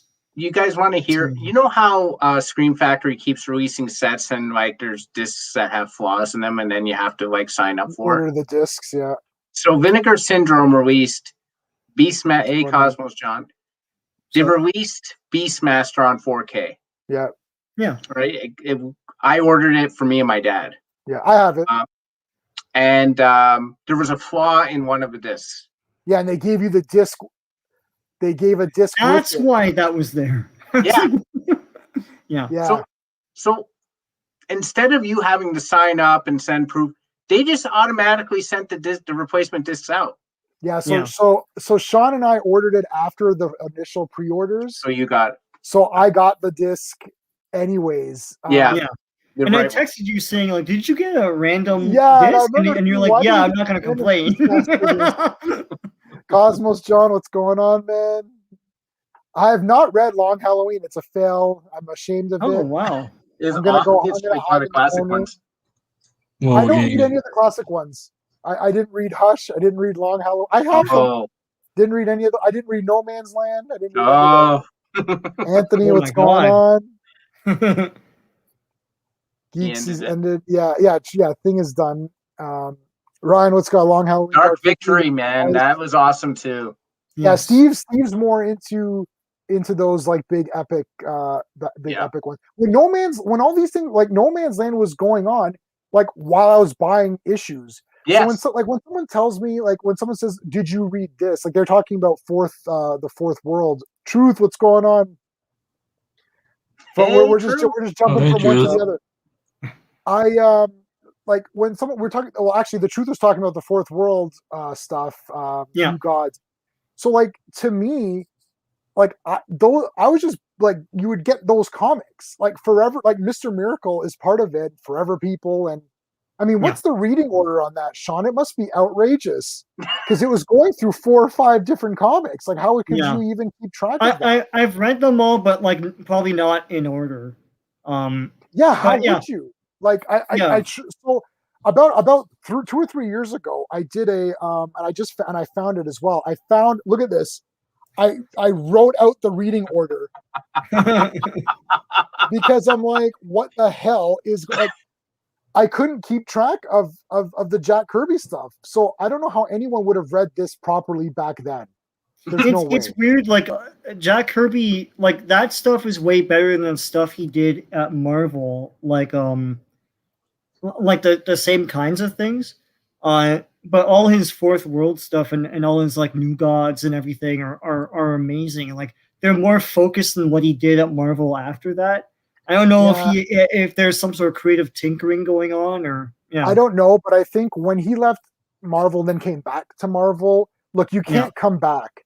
Like not if you're at the level of Jack was. Like that's just one of these things where when that relationship gets cut, it's very difficult to try to mend that, you know? And I think DC basically said, we'll do anything you want. Yeah. But like he came back to Marvel and he did Eternals. And I know that they're making that movie and everything. I like it. Eternals Eternals is cool, but it's very wildly unfocused. Like he'll introduce great concepts and then never come back to them. And it's like, what's happening here? It's like this isn't what he did at DC, you know? But DC basically said, do whatever. Excuse me. DC basically said, do whatever the hell you want. But I thought that's what they did at Marvel too. And I don't know. Maybe they didn't. No, I don't think they did. I don't think they did either. And the thing with the Fourth World, is it called? I call it Fourth World. Is that? I call it New Gods. I always called it New Gods. But New Gods is not. That's only one part of it. I know, but it's all the main dudes and okay, fine. I'll call it New Gods. No, I'm calling it Fourth World just to piss people off. It's Fourth World too, but okay. No, Sean and I have to be on the same spectrum, or else it gets weird. Okay, no. The world goes out of balance. The world goes out of balance. I know. Okay, whatever. I call it Fourth World. I don't know. That's just what I call it. So Fourth World.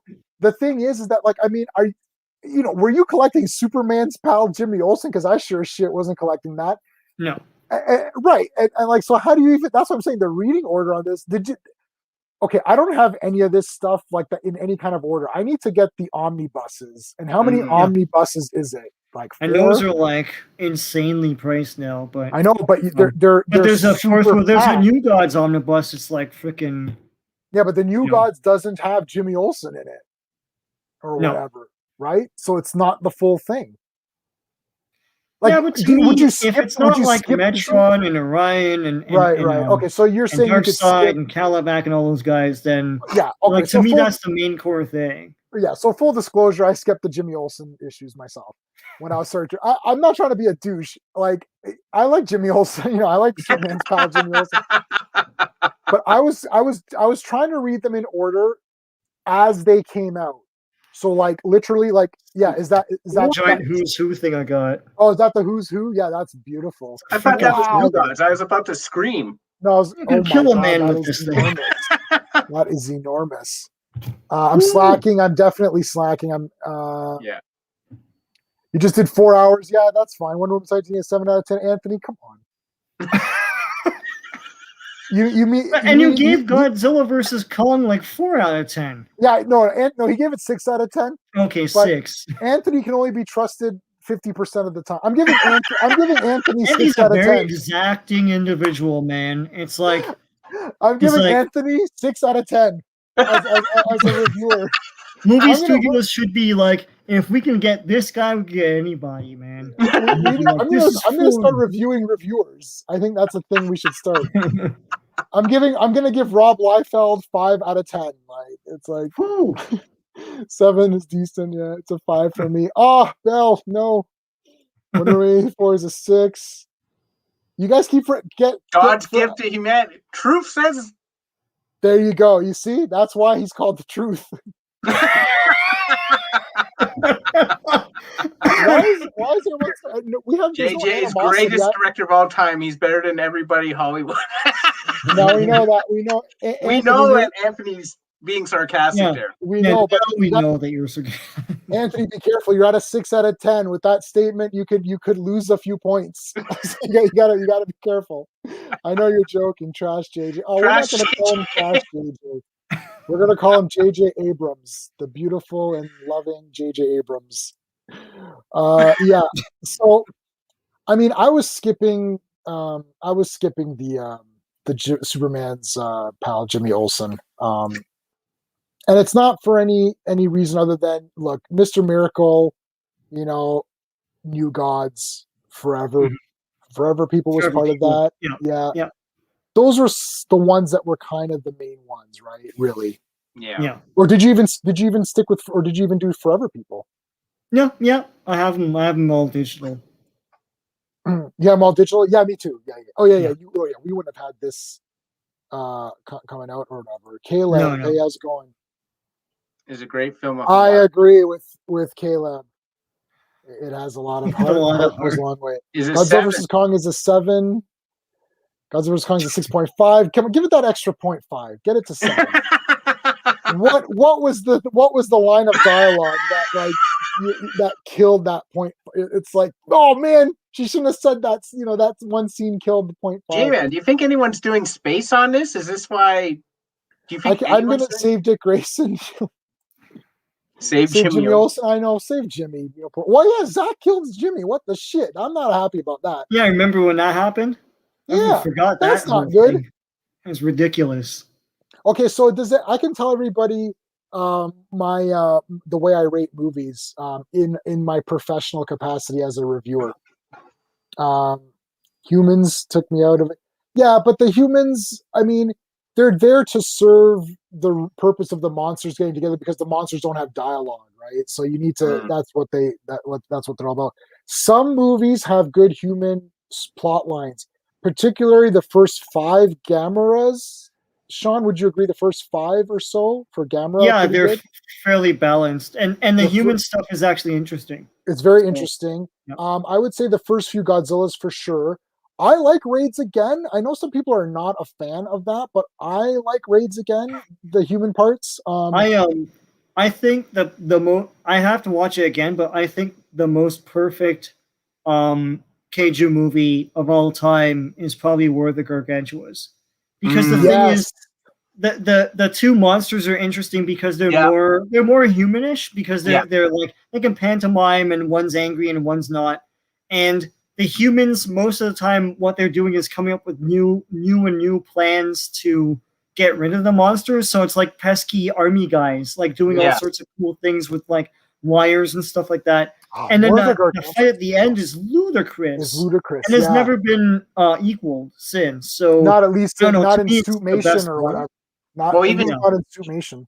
Even Shin Godzilla, the first half especially, I thought was really interesting with the humans when they were trying to figure everything out, and going through all those, everything they were doing. Like, I thought that was great. I think Shin Godzilla would be an easy 10 out of 10 if you took out about 20 minutes of some of the human parts which are redundant. Like, I understand. Like, well, I don't know, Sean, we never really talked in depth about Shin. Yeah, no, I think it's awesome for what they're doing. It's like, for those who say like Godzilla is trash because it's always like stupid and you can never take it seriously. It's like that movie and the very first one, Gojira, not King of the Monsters with Raymond Burr, but yeah, it like because it's about bureaucratic red tape and what it does to people in a crisis, right? we're sort of experiencing that right now. So, yeah. Yeah. So yeah, Shin Godzilla is quite good. Jimmy, Got the, Terminator is on that panel. Terminator Terminator's on the panel. No, it's not. Actor- Just me, dude. but human It's regular. It's regular Andrew Spider-Man today. squatting. subtitles for the animals. Yeah. That would Well, be very funny. If They- Godzilla's all eloquent, like he's like quoting Shakespeare. Don't contain the monsterverse. Anthony, you are a terrible man. Stop it. Stop it. Yeah. I'm only highlighting this comment to show that I'm an equal. I give equal say to all things, but this is false right now. This is false. I want everything to continue. I want James Bond to continue. I want Chucky to continue. I want everything to continue as long as it's cool. I want there to be 400 Godzilla movies. I want there to I want someone in the future to wake up and be like, Dad, can we watch Godzilla Part 400? And I just want that to happen so badly. And I want there needs to be tons of Friday 13th movies. They need to Come know on, that. Anthony. It's just me. Just Anthony. See, Andrew, you show up as a different character and now you Why can't is be Geek yourself Studios anymore. a traitor? I don't understand what's going on. I'm not trying a different character. I'm just showing as myself. I just don't have my camera on. Yeah, no. This is Andrew's normal. Yeah, his normal His persona. normal Yeah. persona. Sean Connery I Connery is agree with James you, Bond. Anthony. Bond. Correct. Bond. It's hard to James Bond. argue. Roger Now- Moore is also James Bond, though. Hey, you know what I started rewatching was The Saint, baby. Oh, yeah. So good. Shit, it's so good. Whatever you want, this is Shin Godzilla follow-up. I agree. You know how Anthony was so wrong?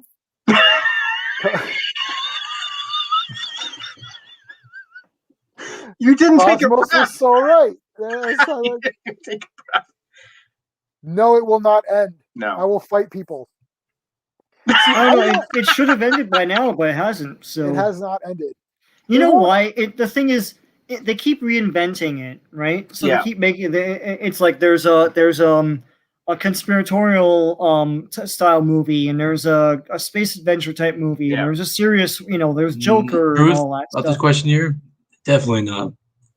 Yeah, No. if definitely they not. continue reinventing, it won't. But if they don't, and it goes stale, then yeah, it will. Well, They'll no. bring it back somehow. I'll be honest with you. Like, if you think Has about the Western come back? A little Yeah. bit. Not really. well, no. Every so often, but I'm talking Every about like so being a often. dominant leader in films. I think Westerns were more I don't want to say closed audience. What am I trying to say? Like they weren't as open for genres. Like they now they've been mixing them. Westworld, which is a remake Yeah. of, well, it's like the old Yeah, but movie, there was a like, time when it ruled as like the dominant. I like, agree with you. Everybody watched them, and then Yeah. But here's the thing, Sean. You had stars and directors associated with that genre, just like you had stars in comedy, stars in horror, right? Like they would branch out occasionally, but you had genres that were actually had stars associated with them. You don't have that anymore. All the actors want to do a Western, then a musical, then a few dramas, then maybe an action film to get money, and then back to the drama. Like, you don't really have anyone who's like, I'm going to sit down like John Wayne and make 30 Westerns. Like, that doesn't happen anymore because everyone wants to do everything. Yeah. Right. So you'll never have that like genre that's, dominant like that again. You'll have one here or there because someone will be like nostalgic and say, hey, we should make a Western, or this would be a good story in a Western setting. But Steve, what Truth is asking this because superhero movies are dominant right now. But and the have thing been is for is like that- almost 20 years. Yeah, but the superhero genre is different because I associate superhero genre to modern day fairy tales. So you had the Brothers Grimm, told through ages and blah blah blah, passed on, and that stuff is still around. But this sort of stuff has sort of dominated in the last like 40 years, 50 years, where now the modern day superhero fairy tale is the outsider who crash lands on Earth and becomes a protector, or the orphan who becomes a protector for the city. These are now the modern day mythologies that are being passed down. So that stuff is classic and that stuff is timeless. you always like Greek mythology, all that always finds its way back into film. Religious stuff always makes its way back into film, and fairy tale stuff. How many times did we hear about Star Wars and how classic fairy tales informed George Lucas's take on Star Wars, right? It's the same thing. It's this stuff just gets passed down through generations, and superheroes is the modern day fairy tale. So it's not going anywhere. Yeah, but it's been the modern day fairy tale like even before it was dominating in movies. But something happened for it to, because I mean in the 80s it was like action and horror, and you know 90s I don't know, like indie film was becoming big. It goes by the people. Like the filmmakers that we got in the 80s were really into like Harryhausen or whatever. And like Harryhausen is from King Kong, and then the James Camerons, all these guys are Harryhausen guys or fans or whatever. It's like you keep passing these things. So it's got to be the people who love superheroes now need to grow up and make more. Yeah. Well, yeah, the people who loved superheroes in the 60s have grown up and now are making movies. Just as the people who loved like old movie serials and stuff grew up and made Indiana Jones, Star Wars. Exactly. I love that, right? I'm waiting for my Commando Cody 3-pack. And I'm waiting for my freaking Captain America cereal, which I was hoping to have by tomorrow because I got a Captain America guy coming on the show tomorrow. And I don't have the cereal yet. And I was waiting, and I ordered, what was the other one I ordered? Oh, I ordered Crimson Ghost. Did you ever see that? Oh, that's cool, yeah. Oh, shit, it's on Blu-ray. It looks wicked. Yeah. Because you left Truth is not going to beat you up. 5 best James Bond movies? Boom, let's do it. Thunderball, On Her Majesty's Secret Service, For Your Eyes Only, From Russia with Love, Moonraker. My top 5 are they include GoldenEye and Goldfinger. GoldenEye, yeah, Goldfinger. Casino Royale. Casino Royale, yeah. How many is that? 3. That's 3. That's 3. 2 more. I think I like the License to Kill with Timothy Dalton. License to Kill. Yeah, License to Kill is good. And then finally, the first one with Sean Connery, Dr. No. Dr. No. Dr. No's great. Steve, what's your 5 favorites? Just rattle off 5 that you think are cool. Well, my favorite's For Your Eyes Only. Right, that will always be my all-time favorite. Die Another Day. Oh yeah. Wait, the last one, Pierce Brosnan? Yeah, I love that. I read that one's been. Movie. Everyone pisses on it, but it's fun. No, right, Goldfinger. Yep. I want to say Spy Who Loves Me. Oh yeah, that's good. And I want to say, it's so hard. Like, I'm going to go with another more. I'm going to go, I know it's a little flawed, but I still love it. Man with Golden Gun. Yeah, it's fine. I like Man with Golden Gun. Sean, what's your 5? Can you pick 5 or? For Your Eyes Only, Spy Who Loved Me, GoldenEye, Octopussy Man. Oh, that's a great movie. Yeah. And the George Lazenby one. On Her Majesty's Secret Service. I think I like the way it's edited. I know no one likes that, but no. It's weird and cool. On Her Majesty's Secret Service is technically the best one. It's almost the book. It's very cool. Whatever flaws, there's a couple of minor little things that the movie improved, which is they made Contessa Tracy. They made her kidnapped. Because in the book she was not kidnapped. No, and I felt that added more tension in the movie. Yeah. Sean Connery is the best James Bond actor. Yeah. Which is why I picked Thunderball, because the underwater sequence to me is very exciting. But here's the thing: I read somewhere that someone said the actor that was close to the Ian Fleming books was Timothy Dalton. Yep, he's very good too. I've read all the books except for the last 2. And I've read them all, and Sean's read them all. Okay, so if you read the books, which actor is close to the books? Sean Connery. Sean Connery. Yeah. And the thing is, I don't know what people are talking about, because the thing is, in the books, there are different kinds of James Bonds. Sometimes he's very serious, and other times he's more like the Sean Connery Bond. But he's more like the Sean Connery Bond most of the time. Like he'll make passes at women. He'll quip here and there. He's a man of action. Yep. So Well, yeah, I to me, read Sean that, Connery was the closest. I read that after the first Connery film came out, they reworked his origin in the books, so he was part of a Scottish ancestry. Well, he's part. In You see his ancestry in On Her Majesty's Secret Service or whatever. He's got that Yeah. the crest or whatever, There's which a they crest, explain. yeah. Which they explain in the books. The books Mhm. are kick ass, guys. You should read. The books are great. Favorite horror movie? Probably Phantasm. Maybe, I don't know. I People mean, Under the Stairs. I like that one a lot. oh, you like People Understand? Wow, that's out of nowhere. I Let's love welcome that movie, Ambassador. man. How's it going, man? Oh, hey, Ambassador.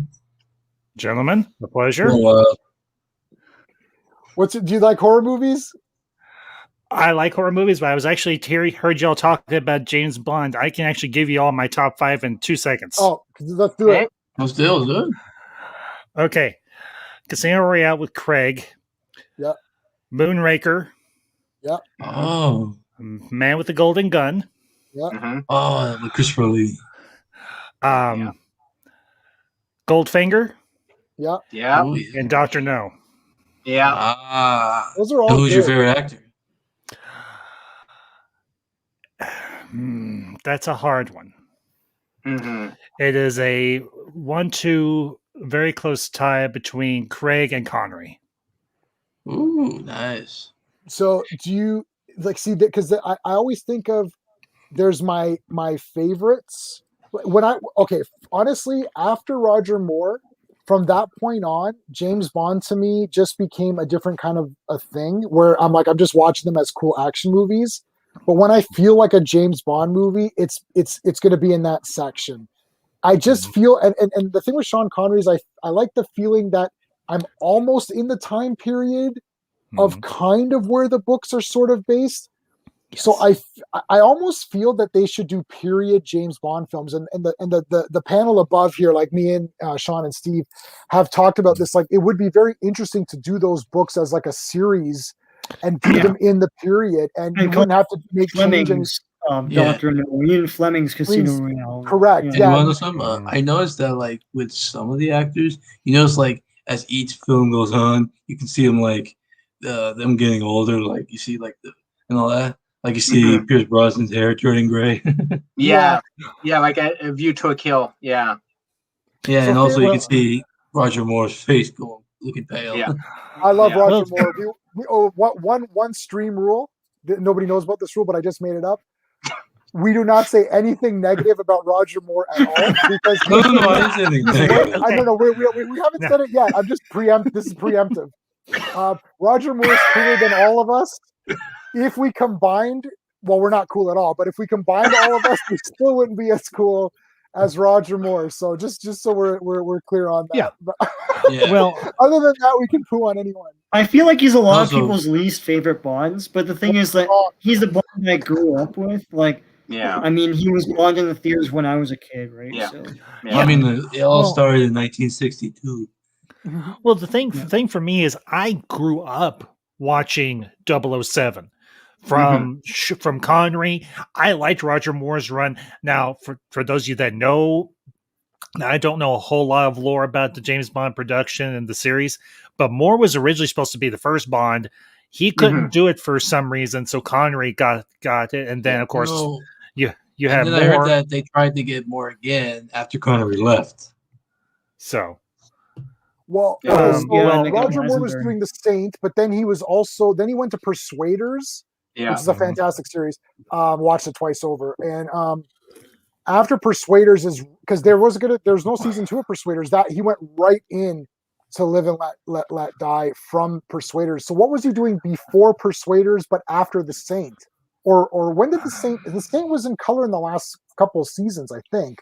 He was I probably think doing so. movies. He was probably doing And- movies. yeah, and fun fact: the movie The Saint with Val Kilmer, the voiceover work was actually by Roger Moore at the end. Oh, nice. Ooh. I have I to, saw that in yeah, the I haven't theater, and I seen it. never picked up Yeah. on that too. That's great. Yeah, I actually enjoyed the movie. Val Kilmer is actually Yeah. a favorite actor of mine. I liked him He's fine. for First movie I ever saw him in was, of course, Tombstone, Doc Holliday. Mhm. Yeah, Of course, love that movie, love it to Yeah. death. Did a watch party for it, the whole shooting match, Yep. and of course, Batman Forever. Of course, Yeah. I'm still waiting for the Schumacher Yeah. cut. I want the Schumacher cut. with Give the, it uh, to- with I the know. Batman bat and all that. From what I yeah. read, the Schumacher cut was like darker. Yes. Because he was you actually can wanting read to. you can Mhm. read the 3-hour shooting script online. Like it's Mhm. leads. So like, I mean, I know what's in it. I just want to see it. All right, so horror Exactly. movies. I like Phantasm. I like Evil Dead. I like Dawn of the I Dead, Day love of the Dead. Evil Can I Dead. say something?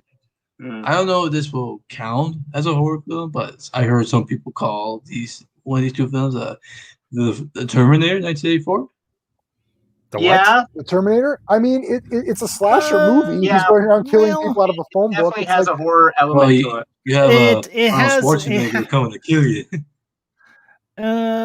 it's more sci-fi than it is horror for the simple fact that Well, here's you've the got thing, the like, time travel element, and time travel is specifically a science fiction trope. Mhm. Or is it in like in the scene like after like the big truck explodes with Yeah. Kyle Reese and Sarah, when you see the Mhm. T-800 crawling out of the rubble, you got that Yeah. horror music. Yeah, Yeah. maybe. I mean, The stop motion stuff was definitely felt like horror thing where he's chasing her through and like he's almost getting a hold of her. That's very horror-ish. I never realized that building that they destroyed the T-800 was Cyberdyne. Yes. I don't know. okay, For so me, Scream. I like Scream. Well, there's a That's deleted horror scene movie? where it shows Oh. one of the that's horror workers movie still getting the Halloween.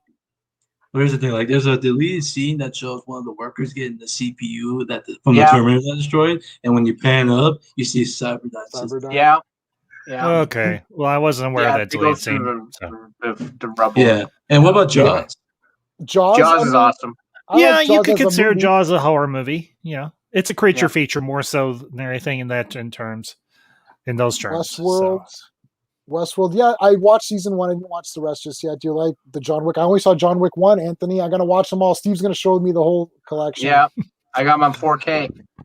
Geek Studios. What's going on? Oh, I've lost my track of fact. I don't know what we were talking about at the time, but I'm sure if I said it was Worse. fact. Worse. Oh, it's worse for sure. It depends what you want, right? But it's worse than it used to be for me. I like slasher movies. That's the thing. Yeah, I'm the same way. I mean, as I mentioned before, Halloween 1, Halloween 2. Yeah. Granted, granted, here's the thing: Carpenter didn't want to do Halloween 2 per se, Yeah. No. but they followed up the second one with. Or they followed up with Halloween 2, picking up right where the first Halloween ends. Which is perfect. So, They basically continue. in terms of like really good slasher films or series, Halloween, Friday the 13th, Scream, Yeah. to a lesser extent, Child's Play and Nightmare on Elm Street. Mhm. Did you see my Chucky earlier? I did. I did. He's my good friend. He's my friend till the end.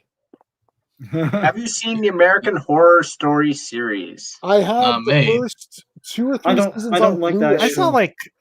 saw like a little bit of the first season, but after that, I didn't care for it. Season 2 looked very interesting, though. The Asylum. Oh God, The Shining. One of the Shining, best yeah, we movies all ever like. made. We all like The Shining, I believe. Yes, The Shining. That is a absolute quintessential Masterpiece. classic. Yes, Stanley Kubrick is the beautiful genius. Yeah. Mhm. How'd you like a Ready Player One's version of it? It's basically Spielberg making The Shining. I liked it. It's fun. I have not seen Ready Player One, and I not too long ago I did a stream time about the movies of Spielberg and his career, and that's one I have not seen. I know it's on HBO Max right now. It's interesting because it's his take on some movies that it's like, oh, wait a minute, it's Spielberg making a take on this movie. I know. Yeah. Ambassador, if you're on a Mhm. computer, there's a private chat button that you can hit on there. Yeah, I know. If you want, if you want to put a link down, I can post it in the stream for you for your channel or whatever links you want to share. I can. I'm not here to plug my channel. I'm just when it's permanent, I talk about it. All right. Casino Royale. So we have a couple of Casino Royale. Oh, those. So Ryan, Yeah. Casino Royale is really good. Honestly, it's Casino Royale, Ryan Riviera. That is for me. I think that's why it's in my top 5. It really reinvigorated the Bond franchise in a lot of ways, particularly after. Now, I'm not throwing shade. This is not me throwing shade, but I think the Pierce Brosnan run got just a little too silly and a little too far fetched. Well, it had a good start with GoldenEye. Yes, I will agree. Now, I will say this about the 007 movies, the James Bond movies, has some of the best music ever. Oh, yeah. And some of the best artists ever. Yeah. I have to say. I want to say this. I read a funny theory that I didn't think it was true at first. Saying excluding Daniel Craig, saying all the Bond actors from Sean Connery to Pierce Brosnan are all the same person.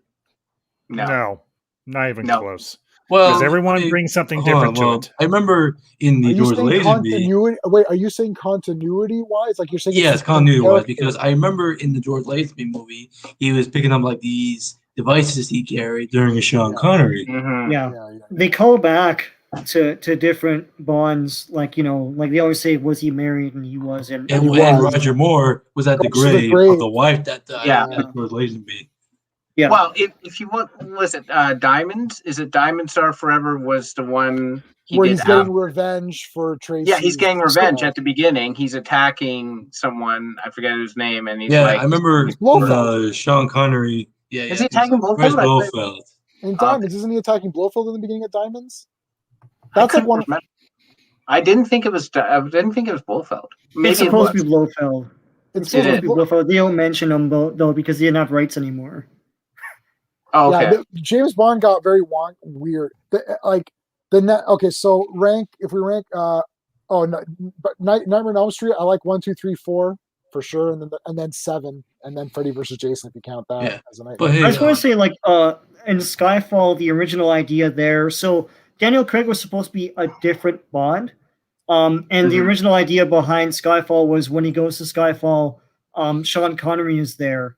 And he's the original Bond, right? And he helps him. It's kind of a home for the older Bonds where they go to retire. So it would have been something like. So you're saying you would have had Daniel Craig's Bond meet the other actors? Yeah, yeah, and then they. That would be pretty sweet if that happened. That would have been kind of interesting, like the Justice League of Bond. The Justice League. Yeah, it'd be you have Daniel Craig talking to Brosnan and Connery. Outside of DC and Marvel, favorite comics? Oh geez. I haven't read much outside of DC and Marvel. Walking Dead. I guess I don't know. Sean, you tell me. What have I talked about that's not DC or Marvel that I liked? Image or Dark Horse. Conan Dark Horse. The Conan Dark Horses are amazing. That's it. That's obvious. Conan's one of my boys. Favorite best action sequence, the underwater sequence in Thunderball. I thought it was the damn best. That's a good one. What are your best action sequences? The Casino Royale has that parkour stuff in the beginning. Yeah. Which is The cliff in For Your Eyes Only. Yeah, that's good. That's good too. Sean, I can think of a bad one with a Bond on a surfing board against a tidal wave. Sean, what do you think? What's your for? I don't know, man. God. I don't know. For Your Eyes Only has tons. The ski, or Under Edge Secret Service has the ski part. That's pretty good too. Yeah, but I think it's For Your Eyes Only that has that ski cliff thing, right, Steve? Yeah, I believe so. Yeah. Ambassador, what's your fave action scene? Can you pick one action scene even? Actually, I can. The space fight in Moonraker. Oh yeah, sure. Yeah. I am a science fiction geek. Not to mention, this is where Jaws gets his turn from heel to face. Yeah, and I kind of like that. It's about the science fiction thing when it starts talking. All right, so let me see here. Where I've kind of lost my way here. Casino Royale. Yeah, Casino Royale. Okay, so we did that. Top 5. Okay. All right, so So, top 5 best Sean Connery movies. The first whatever 1, 2, 3, 4, 5. Like it'd be Thunderball, and then Russia, then Goldfinger, then Doctor No, then I forgot From Russia with Love. I actually that by far is was one of the best because it's the longest and it has a lot of twists and turns in it. That right the there for book me is is the like best. I've heard that. And did you know they actually did a game? I think it was like for the Generation 1 Xbox. Yep. Right. Yeah. And I never got the chance to play it, but I heard it was actually really good. So you know it's funny. I never liked From Russia with Love. I thought it was very slow, and because I'd like Thunderball and Goldfinger and whatever. And then I read the book and I was like, this book is so amazing. I went back and watched the movie and had a whole new appreciation for. I love the movie now. I don't know. It's just something happened. Oh, there it is. Sean has it. There it there you is. go. Right. Dude, Can I say something awesome. about that? dude, I learned from that nice. game. He actually got Connery to do the role again. Yeah. That is awesome. Yes, he did to do the voice. And Oh, did hearing they? him in that game sounded really weird because he's like this. Yeah, he's older. No, I kept it because it's classic Bond, and I don't think they can't make it again. So No. No. Oh, and Because Anthony, he's gone now. top 5 Scream best science movies? fiction movies. Just out of curiosity, do you still have a functional Xbox? I do. I haven't Yeah. booted it up in a year though, Oh, so dude. I don't know. One of keeps my everything. one of my biggest regrets is I traded my Gen 1 Xbox because they had some of the greatest games. But let's this is your channel, J-Man, but Anthony Beltray, top 5 science fiction movies. Oh yeah, well let's Ooh, let's I go back I have a to good two. list. Rank Wait, is let's rank Scream. Scream movies right now. I think like 1, 2. They got worse. Is that 1, 2, does 3, everyone- 4. Yeah, that's easy. back. Okay, so Ambassador, this is the link to your channel, correct? It's a link to my playlist, which will take you to my channel because the address for a channel, if you're pulling it off of the computer, is insanely long. So this is just the quick way. The quick way, perfect. All This is right, quick. So check it And out. it gives you all, it's all my playlists because I have a and lot. I'll bring that back up every so often as well. Top 5 best science fiction movies of all worries. time. It's going to be very hard to I already got my top Yeah. 5. Okay, I have to think. That's Planet of easy the for Apes- me. Planet of the Apes. Ooh. Well, sorry, 2001: A Space Odyssey, number 1. Number 2, Planet of the Apes, Part 1. But all of them are good. At least the original's 5 or whatever. Yes. Oh gosh, I'm gonna say Star Trek: The Motion Picture. I love it. I don't care. I also like. Oh god, Logan's Run. I have every science fiction movie ever. Maybe Blade Runner. That include Terminator? Blade Runner. What else? I need to think about it some more. But my favorite. I guess I'll do my top 5 then. My hold on. My I think the best movie ever made is 2001: A Space Odyssey. I read the book a few times. I watched the movie like countless times. That's fair. Okay, That's so very fair. let who has do you have I have Andrew, do mine. you have one? Okay, so let's Okay, go with yours. go. I can. All right, so me. All right, my number 5 is Blade Runner. Yeah. My number 4 is E.T. Yeah, okay. Okay. My number 3 is Star Wars Empire Strikes Back. Oh, Empire Strikes Back's my second. Yeah. My number 2 is Back to the Future. Oh, yeah, that's And my number 1 is Terminator 2 Judgment Day. yeah, that's a good bad. top 5. All right, so Ambassador, you want to do yours? You've got yours fast. You said right. I can unless one of the gentlemen up, Oh, up okay, above. okay. Steve, can you pick 5? Yeah. And for like a funny thing, I'm going to pick a lot from like what Andrew said. So like Blade Runner, obvious. Back to the Future, obvious. The Terminator movies, obvious. Just a Earth 2? I gotta go back. Planet of the Apes, like that is such a great movie. And I'm gonna throw a spin on the last one. I'm going to say one. I know Sean loves this movie, and he'll tell you how much he loves this movie if you ask him. Logan's Run. Oh, Sean hates Oh. Logan's Run. We're gonna. That's put him a up good on the one. screen. That's a He's being good one. sarcastic because I had problems with it, but that's probably an We're not- Hey, We're not Thing on the- poo-pooing Logan's Run. Yeah. Okay, Sean, thing on what, the- do you have 5? Do you have 5, I Sean? do. I have to Okay, write go them for it. down. Blade Runner, obviously. Forbidden Planet. I've always loved that movie. Oh, Dude, where have you guys Enemy been? Mine. You guys have And great no taste in one movies. mentions Enemy Freaking Mine. It's awesome, dude. Never That's saw what it. I man. would do. I have Boy and not His Dog. Dennis Boy Quaid and His and Dog Lou is Gossett awesome. Jr. Yeah, Louis Gossett Jr. is wicked. A Boy and His Dog is another underrated movie no one Okay. really talks about, man. 2001 Space Odyssey, how many is that? That's 4 or 5. 5? It's 5? That's 5. Yeah, there you go. That's it. You're cut off. No more. Okay. Wait, Ambassador. real There's so quick, many. Okay. Wait, I can't really where's rank Star them Wars? all, but yeah. Yeah. Where's Star, I forgot had Star Wars. Sean forgot Okay. Star Wars. Yeah, so Star did I. Wars to me is science fantasy. It's Yeah. fantasy fiction I rather than struggle with science that being fiction. sci-fi. Well, yeah. it's Okay. still It's within awesome. the science. It's awesome, It's- but you know. I still count hey, within real the quick, science fiction. Okay, no, hold on. Ambassador, do your 5. Okay, my 5. Star Wars Episode 4: New Hope. Oh, The Fifth Element. oh, with Bruce Willis. Alien, the first one. Yeah, I forgot about that. That's in mine too. The classic War of the Worlds. Yeah. Yeah. Is that Not that's the Tom that's Cruise 3? one. That's 3, 4. right? That's Yeah, 4. that's 3. Star Wars. Star Fifth Wars, Element. Alien, and War of the World. That's 3. Yeah, so 4. No, it's 4. No, That's there's 4. Okay. And number Okay. 5, The Day the Earth Stood Still. The Oh. original. Yeah. Oh, The original one, not Yeah. that crappy Yeah. remake. Yeah. Yeah, that Real remake quick, was very poor. I was looking Yeah. forward to Poorly that written. remake, and it was just Yeah. very bad. Yeah, it was you know poor. what though? I'll say one positive thing about the remake of the Day the Earth Stood Still. Yeah. The positive thing is if you bought the Blu-ray, you also got the original Blu-ray on the same. That's on the same right. collection. So, That's right. so I Hey, bought it for that because you got both versions. I want to That's stay the on upside. the thing of science fiction.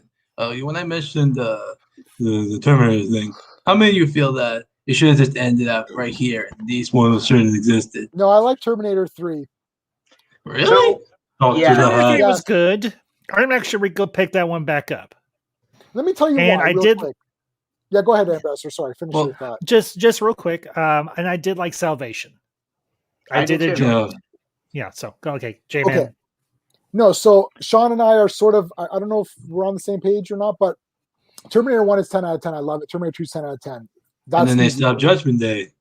Now, the thing is, they stopped Judgment Day, but I feel that if you're setting this in a realistic world, eventually computers could possibly get to the point where they take over. So you've prevented the first Judgment Day, but it could just be postponed because we are going to advance at some point, and science fiction always has it that we advance to the point where the machines take over and want to kill us and all that. Oh, So if you're gonna go keeping there. if you're keeping with that concept, which is what Terminator is, then Terminator 3 is kind of cool because they're like, we can't kill John Connor. He keeps escaping us. We've sent a Terminator, it didn't work. We sent another one, it didn't work. So what they do is they send the Terminatrix, and they're like, why don't you just kill anyone that's associated with John Connor? Kill his future wife, kill his generals, Eliminate anybody. your independence. and I like that. And then the other thing I like is that this was the first movie that had a lot of guts to say, no, the mission is not to protect John Connor. The mission is to make sure that he survives Mhm. because Judgment Mhm. Day is going to happen no matter Well, what. Can I say Hold something on. about that? You can say something in a second. And I thought that was really, really cool. If you have to do a part 3, otherwise you could end it at part 2 and I would be fine. But because they want money, they at least gave me something that was somewhat in the Terminator world that I felt, yeah, okay, I guess this could probably, again, we don't need Terminator 3, but we got it. So now that we Yes. have it, do we like it? I think it's okay. Now, Terminator Salvation, on its own, as a movie that you watch, you're like, wow, that was a really cool movie. But it is not the future world that we were promised. Yes, In- because That's it's the not the only. same. That's my only negative. Not Like dark if you enough. watch it as an action movie, you watch it, you're like, wow, that was a really cool movie. And you're like, yeah, that was cool. But where was that horrific, scary future that we saw in those other movies? We never saw that here. Okay, go ahead. Andrew, you had a point to make, and then Sean, you can. Okay, because what you were saying there, the whole point of the first two movies that there is no fate but what we make for ourselves, and that was the whole point of the first two movies, is that to stop Judgment Day from happening. And once they did, it proves that the machines don't take over. In fact, they even filmed an alternate ending after Terminator 2 where it showed Judgment Day never happened. Sarah Connor's old, and John is now center, and everything's all perfect. And everyone says that's how it should have been. It should have been Right, but this. it didn't happen oh, you that just way. postponed it. The Rebuttal. thing is that going by saying there's deleted footage doesn't mean anything. There's deleted footage of Batman picking his nose. You want that? Doesn't mean it's Oh, going to be. very funny. Here's another rebuttal, and this takes place. Andrew, do you watch Doctor Who? Yes. Okay. You know how in Doctor Who Yeah, there's okay. fixed periods in time that are irrefutable? Oh, so you're saying Judgment Day is a fixed point? I'm telling you. Okay, That's what I think it interesting. is. All right, Sean, and then Ambassador, and then next topic. All right. So top 5 80s, 90s cartoons. It's Oh, going to be all sorry. 80s. Ooh. No, wait. Oh, we're gonna finish the Terminator thing first. Or Ambassador, do you have anything else to say on Terminator? Or are you good? In terms of Terminator, I actually thought Salvation, you could add it in because if you look at it, it kind of is a continuation from Rise of the Machines. Yep. Mhm. I do understand what y'all. 2018. I do understand what you all are saying in terms of it not being necessarily dark enough, but I think the other thing we have to kind of keep in mind is this is early on into the machine's reign. They haven't gotten as far as what we have seen in the Future War clips from Terminator 1 and Terminator 2. So they're getting there, but they're not there yet to where we see what we would see in. They haven't nuked these guys or whatever. Yeah, exactly. So I'm gonna bring one more thing.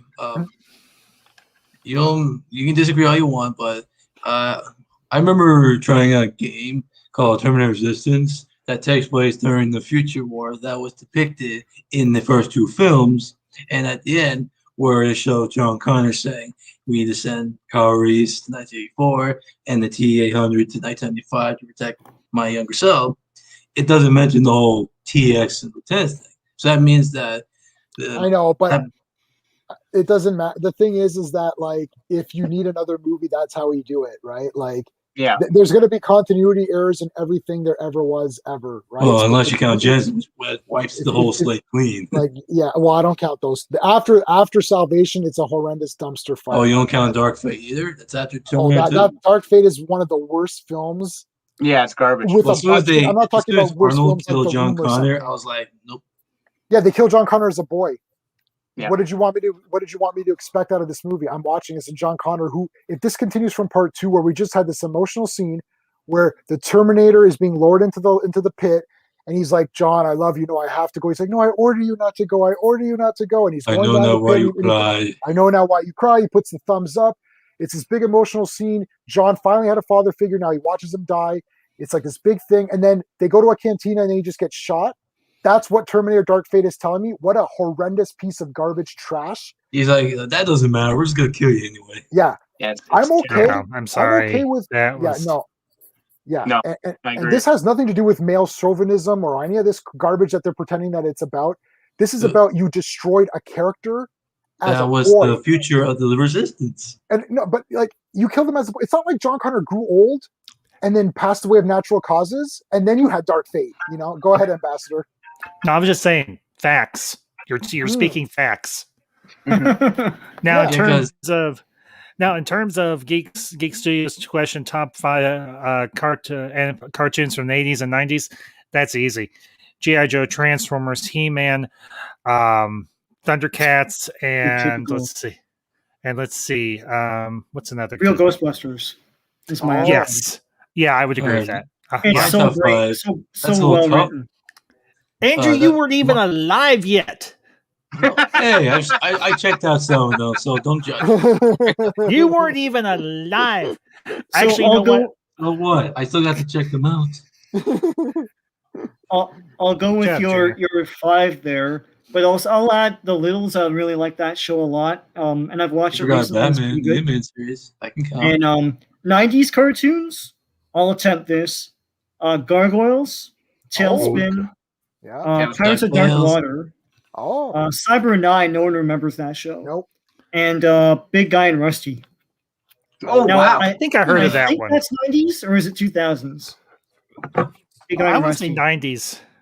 Yeah. I mean, So Batman animated series is 90s, right? Yeah, sorry, I didn't mention Yeah, that one. definitely. That's the obvious one. You put that to the side. Yeah, what is happening? Okay. What about Superman? What about Justice League Unlimited? What about all Well, of that? that's the early X-Men. 2000s. Justice League is 2000s. Oh, okay. I know, X-Men? good. It's a Disney cartoon that I like called Darkwing Duck.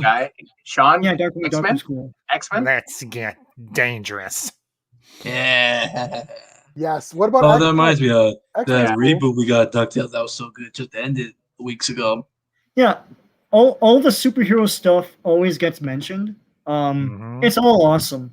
But like, I mean, like Big Eye and Rusty and stuff, no one really talks about that much. I think I That's based remember on the comic book as RoboCop and well. Beetlejuice had cartoons. Oh, Yeah, Beetlejuice is Beetlejuice, Yes, yeah. Beetlejuice had a cartoon. Yeah, Yeah. that was Canadian. Woohoo. Here's another one that some people may have forgotten about. What was it? Dang it, now I've forgotten it. Shoot. From the Somebody else 80s go. or I'll think of. Reboot. Reboot. Oh, Reboot. Reboot. Reboot, Yes. yeah, of course, CGI. yeah. Yeah. We got the extra season, which was awesome. It was the big Mm. badass like post-apocalyptic season. All right. I say we, I mean in Canada we got. Canada, I don't know if they showed it on CBS in the States. Steve, Oh can my you pick, goodness. Steve, can you pick top 6? I don't know why. Can you pick some top action movies? I got to think about Lethal it. Weapon. Ooh, I got two Yeah. good 6 minutes. Die Hard. Oh, yeah. I don't know. I really like Speed. I put that Yes. there. Yeah. It's okay. Trying to think what else for action movies. John Wick. I guess you have to put it there now because it's like it's really to that point where it's just awesome. Man, action movies. This is so tough. For me, I would have to say Time Cop. Really love that movie. I think Really? it's amazing. And then Under Siege with Seagal. Okay. So Can I do my top 6? Yeah, go ahead. Go do your top 6, Andrew. But before I do that, I just found some that I don't know if true or not. I want you to see.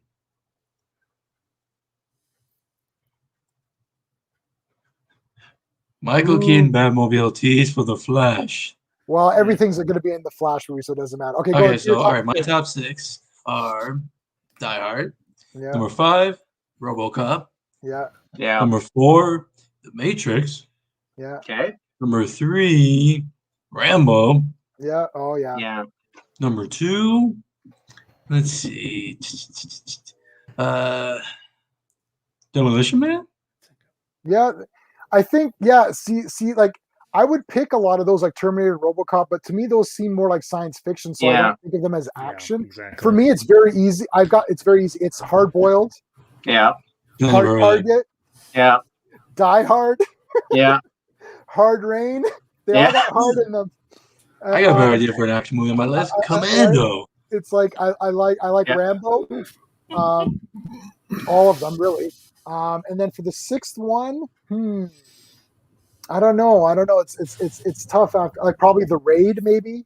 Yeah. Yeah, Raid Redemption. See, I also go with like kung fu type movies as action movies. Like 36 Chamber of Shaolin is in there. Yeah, so I would count that as a 5 Elemental Ninjas is in there. Yeah. So Sean, if you're going by Shaw Brothers stuff, then We'll beat everything. yeah. But I would say those are kung fu movies. Like 36 Chamber of Shaolin, that is the like definitive. It's still action pictures. It's Yeah. Like, see, sometimes if I want action, I will pop in 5 Elemental Ninjas. It's a subgenre. I would like. I'm thinking gun.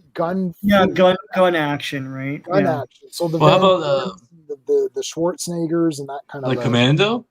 Commandos. Yeah, good. Commando. Yeah. Commandos. Running pretty good. Man.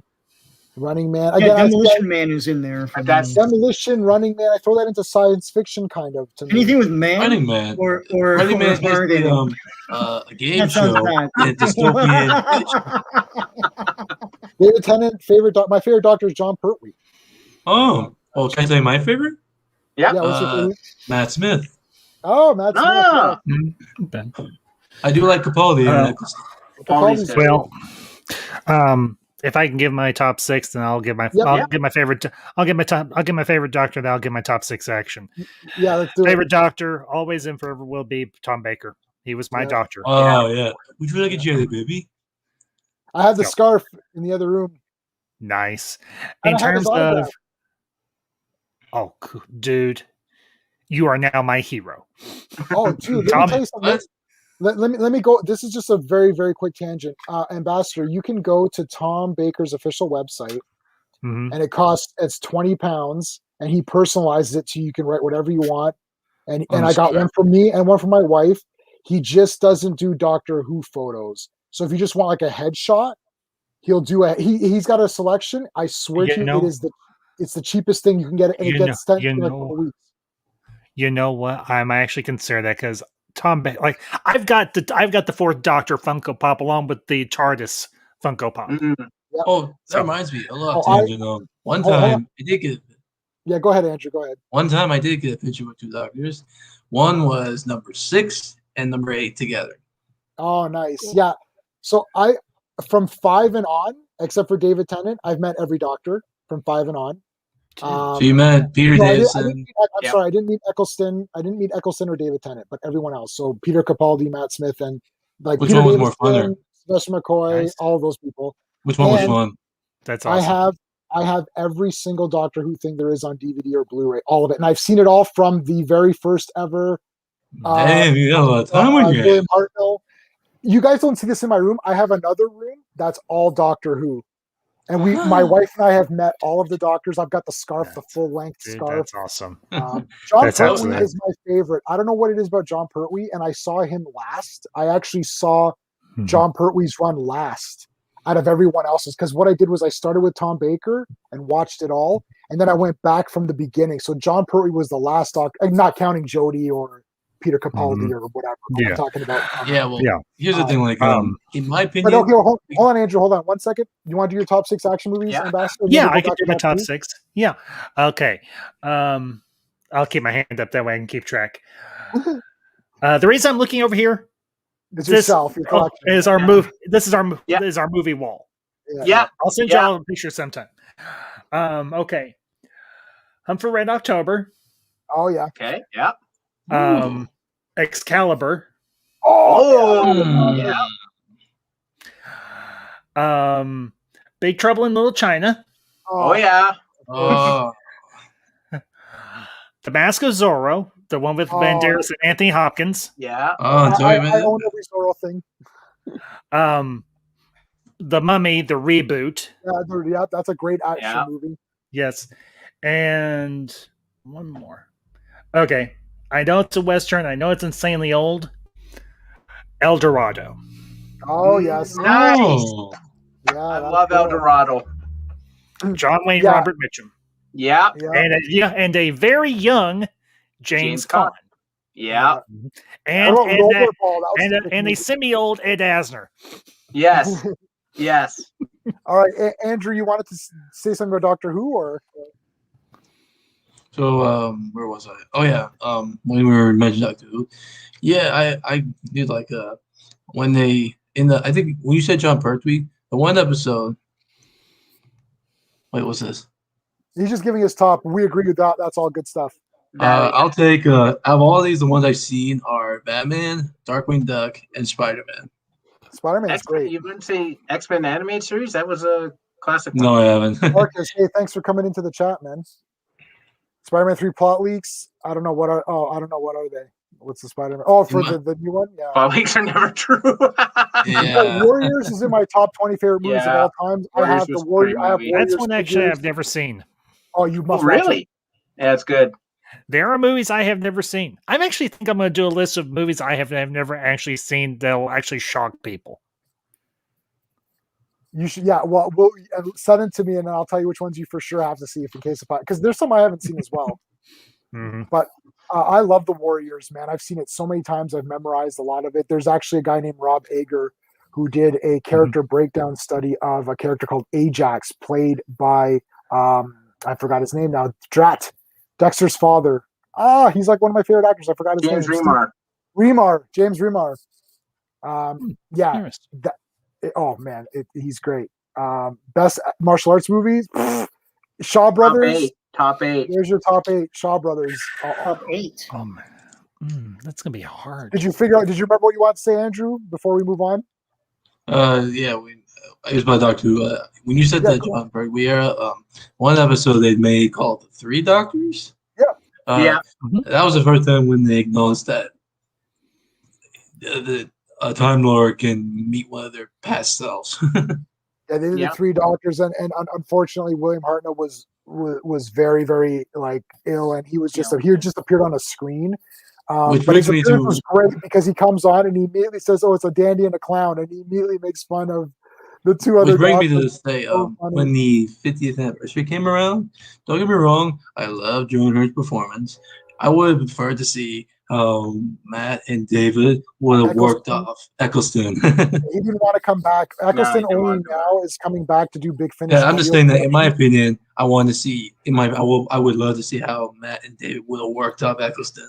Yeah, no, literally, Stephen Moffat, I think, drove to Eccleston or called him and said, "Please, Yes, he put asked on the leather jacket again.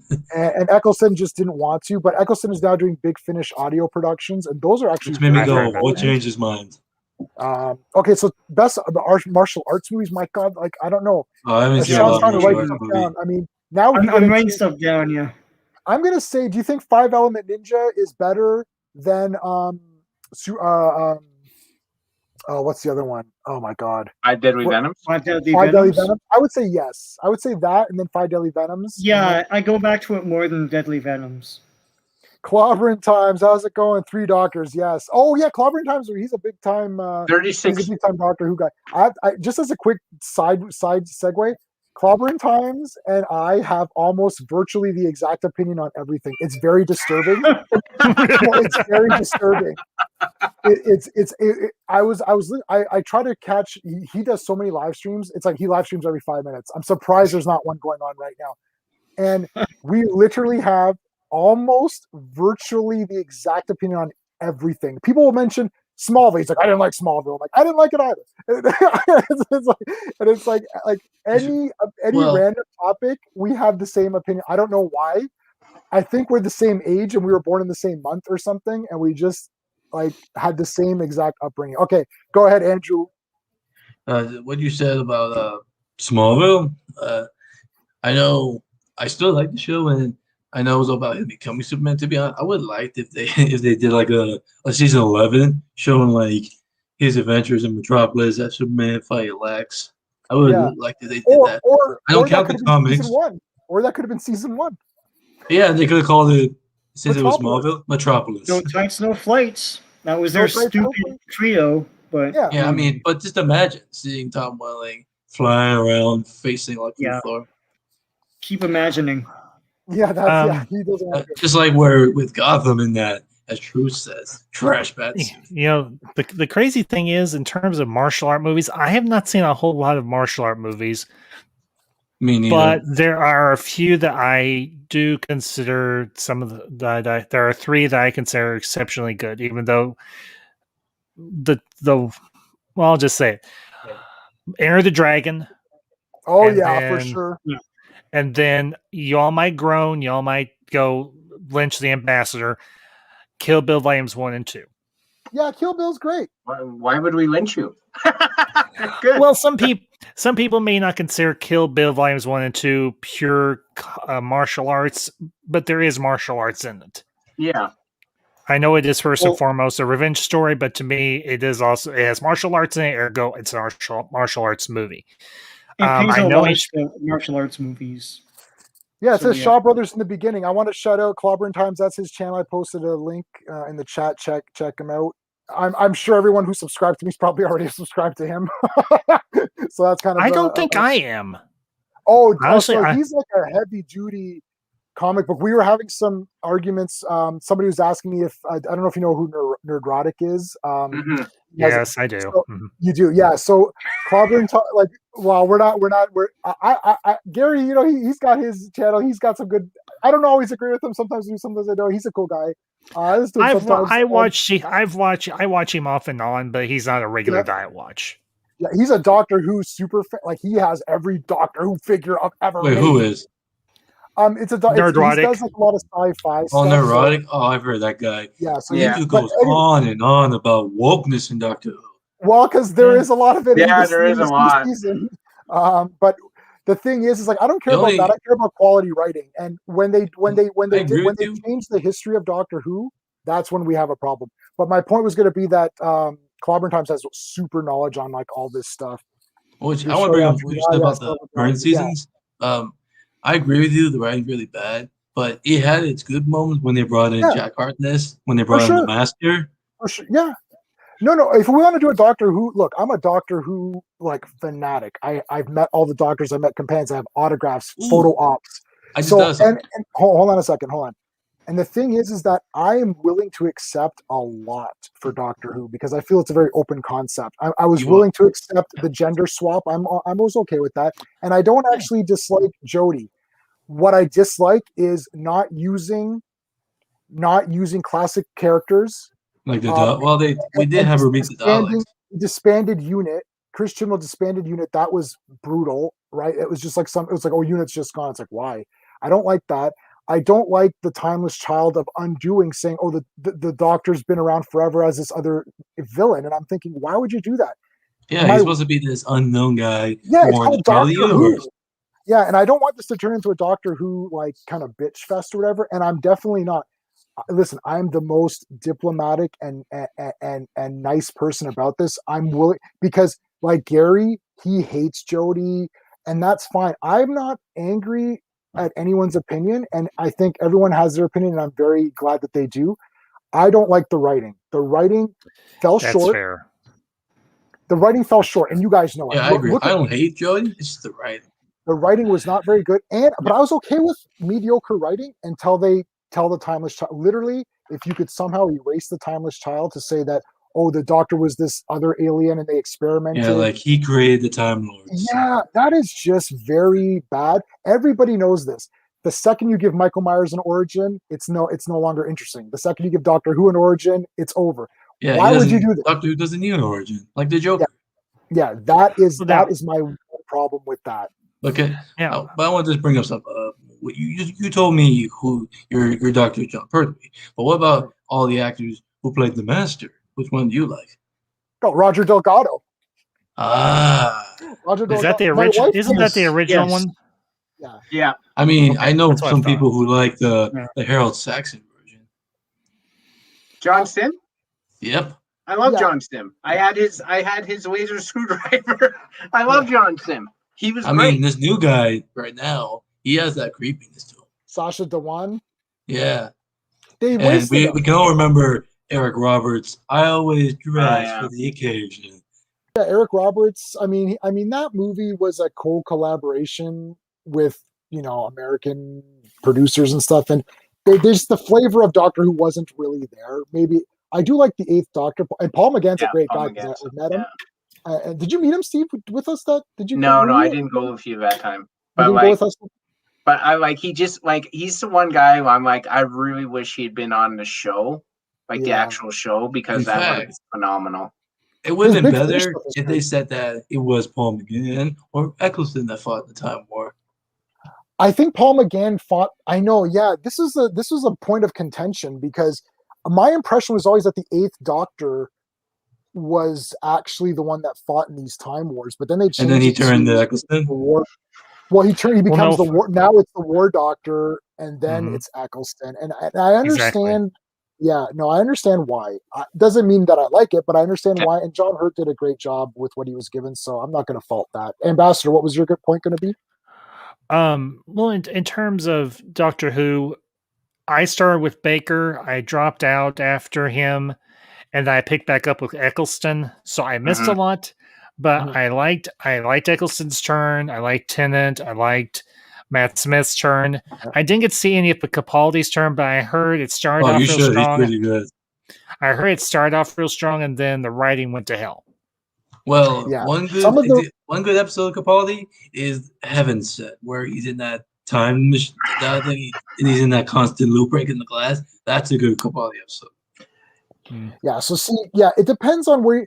Now, okay, so Doctor Who for me, I started with the first. I started with New Who a little bit, And then I actually went back and started with Tom Baker and bought everything. So long story short, I was let go. My company closed, and I'd been with my company for like about 8 years. So I got a huge severance package, and I used my severance package to buy a big screen TV, and I bought every single Blu-ray and DVD of Doctor Who from William Hartnell. It was a few. It was about. I literally bought everything, and I'm like, okay, now I have it all. I'm going to start watching. So I started with Tom Baker because that was at the time. Tom Baker, all of his sets were out. So I started. So I watched Eccleston and David Tennant, and then after David Tennant, I went back and started with number 4 and watched it all. Then I started with Matt Smith when he started and continued it on. And in between Matt Smith, I went back and started from Hartnell and watched everything. I think William Hartnell is bloody awesome. I've seen my clips boy. of him. He I've seen is clips of great. Hartnell stuff, and he was actually pretty good. I won't lie. He's good. Yeah, They're all great. so good that when Capaldi's Doctor met his very first incarnation, it was David Bradley. Yeah, David Bradley is good. Yeah, he's cool. Which I just Well, thought Steve, I you've forgot caught about up on something. Steve, hold on a second, Andrew. Steve, have you caught up to everything on Doctor Who now or no? You have, Yeah, right? I went. I gotta Well, get I going. went from Yeah. everything New Who I have watched. Everything New Who I have watched. I have watched at least one of each of the other Doctors. So Right. there was a set that came out, the revisited ones. Right. I've Yes. watched everything. I've watched all of those. My favorite Doctor Who is the same as Ambassadors. It's Tom Baker. Yeah. I have that Tom Baker figure where he's fighting a Dalek. I think that's awesome. Yep. Very cool. Capaldi, it actually did the reverse of what you described, Ambassador. It started off rough. I really didn't like Jenna Coleman in her last season. She was like yelling at him a lot. She was brutal. And when he got Billy, that was some of the best of Capaldi's run when he had Billy with him. Oh, I liked her. Well, I'm just going off of secondhand information from what I heard from other people who were watching it. So again, like I said, I wasn't able to catch any of Capaldi's run, and I haven't been able to catch any of Jodie's. Whittaker's turn either. So, but Yeah, you know, I agree. My wife likes Anthony Ainley better than Delgado, but that's because he's just a little bit funnier. We'll just veer off Doctor for a second. Let's talk. So, Marcus, Spider-Man 3 leaks 2 Norman Osborn's from. Oh my God, like I don't know what's going on with Spider-Man 3. I can't stand multiverses. I can't stand 14 Spider-Mans. I don't know what's going on. A regular person's brain is going to explode, like Scanners, which we didn't mention as one of the best horror movies. So we gotta say though, J-Man, Sean, I saw you like writing stuff down. What is your top 8 martial arts movies? Because I gotta know what's on the list. Well, I don't really know. This is just movies that, like, right now are in my top 8, and tomorrow there'll be something else. Something different? Wheels on Meals I love. I know no one likes it, but, you know. What? No way. I don't know, because it's jokey and funny. But there's Chamber of Shaolin, obviously. 5 Elemental Ninjas, 5 Deadly Venoms. Savior of the Soul. Brilliant. That, J-Man, you introduced me to that. So yes, I did. Savior Soul is sick. Yeah. What about Kung Fu? What about Drunken Master 2? Yeah. Yeah, 2. 2's the best one. Drunken Master 2, yeah. Oh. Yeah. Moon Warriors. Moon Warriors. Look, the whale is named Sea Wayne. Did I introduce you to now Moon that you... Warriors? No, I saw it on CFMT. Oh, no. Oh, here. Nice. Yeah. That's a Canadian thing. Yeah, now that you bring up Drunken... Sorry, Sean, didn't mean to cut you off. Go ahead, Ambassador. What? You bring up Drunken Master, and that reminds me of Legend of Drunken Master with Jackie Chan. He had a lot of his stuff I really enjoyed. You know, like Legend of Drunken Master, Rumble in the Bronx, Jackie Chan Strikes Back, anything with Jackie Chan, honestly. Even when he was working with Chris Tucker on the Rush Hour movies, I love those movies.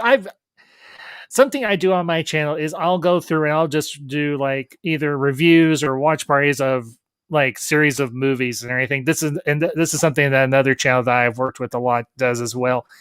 And he's currently working on the reboot of Planet of the Apes, which Really good guy, knows his stuff, and real pleasure to work with. But I loved Chan's and Tucker's chemistry in those movies. They worked off each other so well, and you could tell that they had a good time with each other. That for me was the big thing.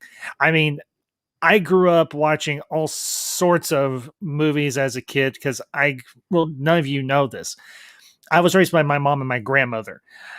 My father wasn't absentee or anything. He passed because of tissue rejection from a heart transplant. So he wasn't in my life from the age of 7 onward. But I would always talk to my mom about the stuff that he enjoyed watching, and he was the one that got me into Star Wars. I mean, my father was the reason why I am the Star Wars nut that I am today. But I watched, you name it, I probably watched movies from old, new, black and white, color, low tech, high tech, the whole shooting match. But yeah, go ahead, J-Man. No, I was gonna say, yeah, no, I mean, I think like we're all around the same age, I guess. I don't know. Like I'm 40, probably. I'm 43. I'm 43, yeah. I'm 43.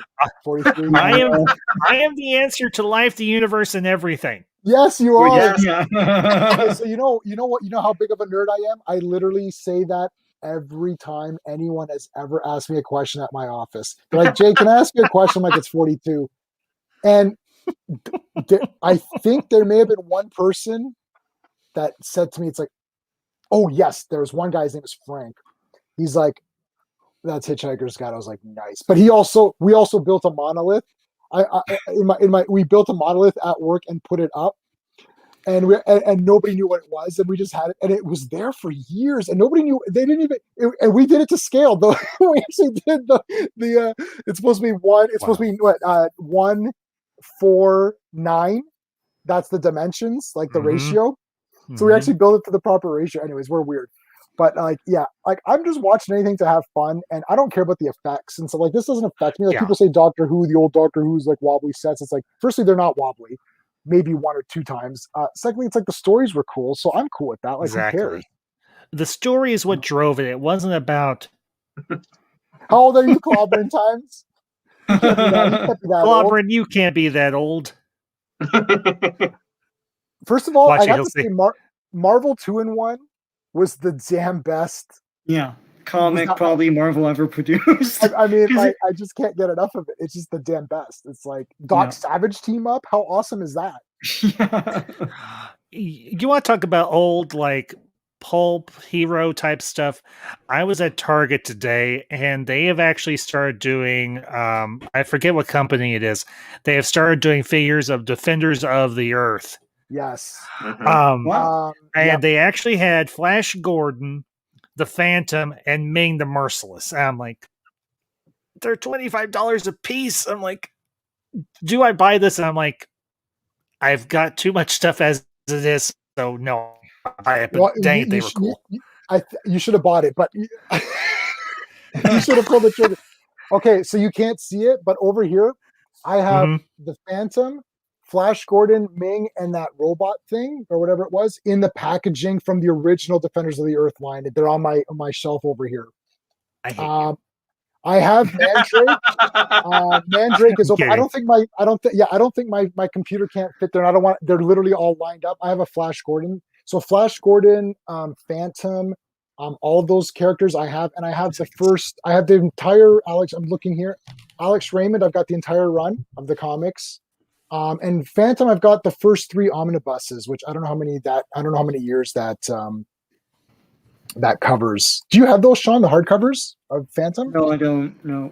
It gives you about 2 or 3 years per book. Marvel 201 is great. Yeah, Doc Savage. I mean, come on.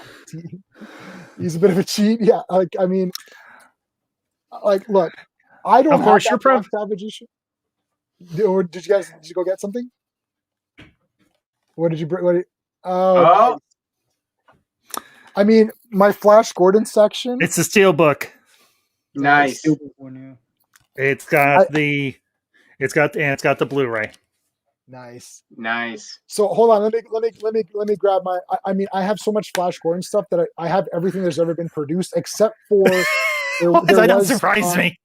Yeah, no, I have everything of everything. Like I had about 4,000 movies, and I sold about 1,000.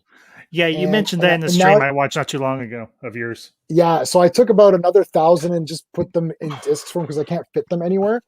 But Mhm. I have Flash Gordon in every version. Like I bought both limited edition. I bought the American release and the UK release of the Flash Mhm. Gordon 4K, just because it had different features with it, and and I can't even play the UK one, but it had different. You got a patch. You got a Flash Gordon patch, and I had a Flash Gordon shirt, like the one that says Flash with the lightning. But Yes. that was when I was 100 pounds heavier than I am now, so it's way too large for me. I gave it away. Or no, I didn't give it away. I think it's in my closet. The first time I ever watched that movie, I was like, "Holy crap! This is awesome! It's cheesy as all hell, but it's awesome." Yeah. And my mother told me a funny story. One of the first dates her and my dad went on after they got married, because they still dated and everything. They went to a drive-in back when drive-ins were still a thing, and grandmother was watching me, and I think this is like 1980 something, because that's when Flash Gordon came out. 1980, yeah. Yeah, it was exactly 1980. I was 2 years old, and unfortunately, my dad had to wear glasses and everything, and he misread the marquee. They got in there, they got their tickets, they got their stuff, and they sat down. The movie started. One small problem. The marquee didn't say Flash Gordon, it said Flesh Gordon. And I have it, of course. I have that on DVD too. Why does that not surprise me? It's right there. This was what they considered softcore. It wasn't hardcore. It's cheesy. Yeah. And everything. But my father turned 50 Shades of Red. No reference to the movies. God. None. Those are awful. And he's like, honey, we can leave. She's like, no, we're married. We're adults. We're going to stay and we're going to watch this. He's like, oh, okay. And he apologized profusely because they got married in 1977. They only been married for like 3 years or so. Oh my God. And they were still kind of feeling they're out a little bit, but it was like, I mean, Flush Gordon is they went kind to of cool. Part 2 is the cheerleaders one, right? I don't think I have part 2. I wouldn't know. That's I've pretty never defined. seen either. I've only seen very like difficult. Okay, all right. I will tell you this, and I say it with a little bit of chagrin. I just instantly one time, I think I had a streaming service. I can't remember if it was Netflix or something. They had Jane Fonda movies, and you probably already know where I'm going, considering all of your ages. Yeah. I clicked on Barbarella. I'm like, oh God, I've seen it so many times. I'm like, whoa, okay. And I was like, I didn't expect this. And then I told at least once or twice a week, I talked to my mom, and this was back before I got married. I was like, Mom, did you and Dad ever see a movie called Barbarella? She's like, oh yeah, Jane Fonda was running around butt ass naked. Because that's how my mother talks. I have Barbarella on DVD, then I bought it on Blu-ray, and I have the soundtrack on CD. Like, I love Barbarella; it's so great. Flash Gordon, yes. To the stream of his 80 years. Yeah, so I've got the Alex Raymond complete. They brought them out in hardcovers. It's just reprints, but I mean, there's no other way to get that. Clementines, dude, that is awesome. Yeah, and this is awesome. Check this out. That's the one. Yeah, that's great. Well, Flash Gordon's in my top 10.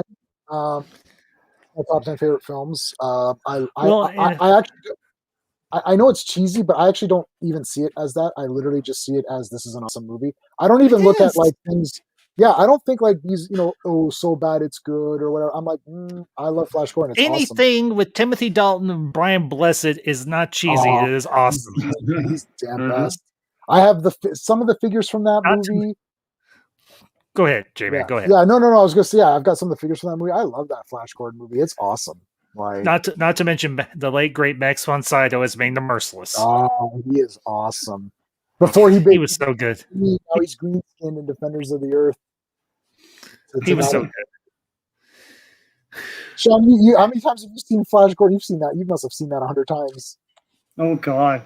Well, it was on TV a lot, right? Yeah. So Mhm. I don't know how many times I've seen it. Have you but- seen it more and than Krull?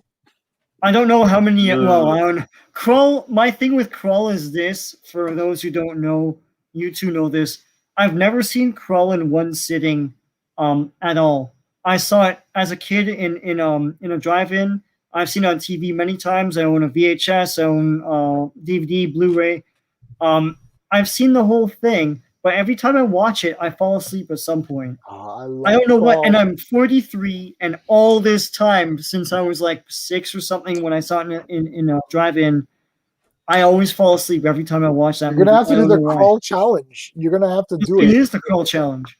Yeah. I'm gonna watch that early in the morning or something. See if I can get. You through probably it. fall asleep even then. Like, I woke up too early. Like, Did you see Krull as a kid, Steve, or did you or no? like I saw it on beta. Oh wow. Yeah. No, I saw That's so it cool. as a kid in a drive-in when it came out.